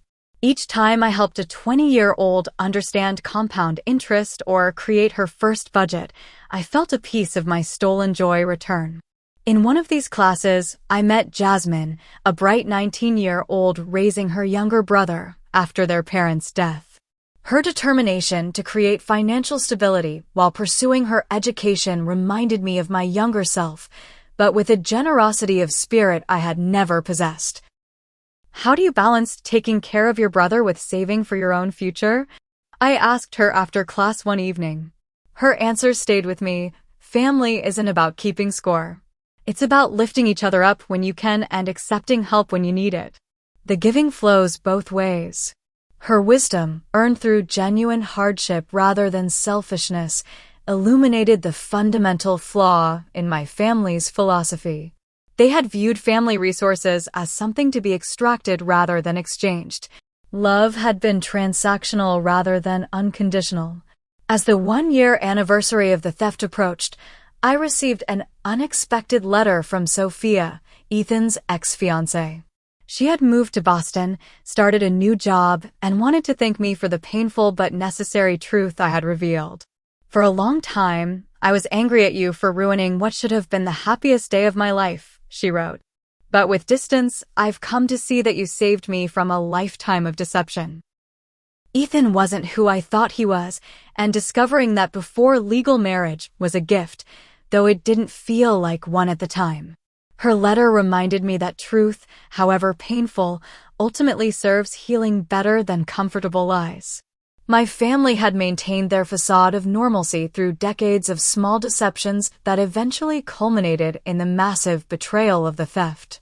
By exposing their actions, I had broken a generational pattern of dishonesty. 2 years after the confrontation at the wedding, I received news that my father had suffered a heart attack. Despite everything, I sent flowers to the hospital but did not visit. Some bridges, once burned, cannot be rebuilt, but acknowledgement of our shared humanity remained possible. My mother called to thank me for the flowers, our first direct communication since the court proceedings had concluded. "Your father would like to see you," she said, her voice smaller than I remembered. "I'm not ready for that," I replied honestly. "Will you ever be?" "I don't know. Some betrayals change who we are at a fundamental level. I'm not the same person who desperately wanted your approval. We made a terrible mistake," she admitted, the closest thing to an apology I had ever heard from her. "Yes, you did. But the mistake wasn't taking my money. It was believing I was less deserving of love and respect than Ethan. That mistake started when I was a child and culminated when you emptied my account. The silence that followed contained decades of unspoken truths. I understand now why you did what you did," she said finally. At the wedding, "You had every right." It wasn't forgiveness she offered, merely understanding. And perhaps that was all that was possible between us now. "Take care of yourself, Mom," I said before ending the call. That brief conversation marked a turning point in my healing. I had faced my family without being drawn back into their dysfunction. I had acknowledged our connection without compromising my boundaries. I had moved from reactive anger to proactive peace. The final step in my journey came unexpectedly through my work with young women in the financial literacy program. After expanding the curriculum to include protection against financial abuse, I was approached by a publishing company interested in developing these materials into a book. Financial Boundaries, Protecting Your Assets in a World of Takers, became not just a practical guide, but a vehicle for sharing the hard-earned wisdom from my experience.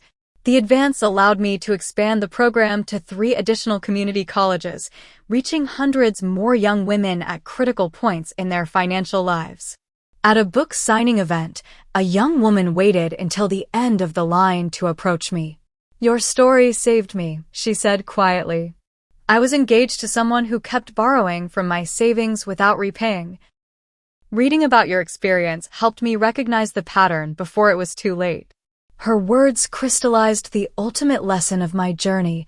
Our most painful experiences, when transformed through reflection and courage, become the light that guides others through similar darkness. Today, 5 years after discovering my emptied account, I live a life balanced between prudent financial management and genuine enjoyment of my resources. My investment portfolio has recovered and grown substantially. I own a comfortable condominium with a spare bedroom that serves as both home office and guest room for the friends who have become my true family. I have not reconciled with my parents or brother, though I hear occasional updates through mutual acquaintances.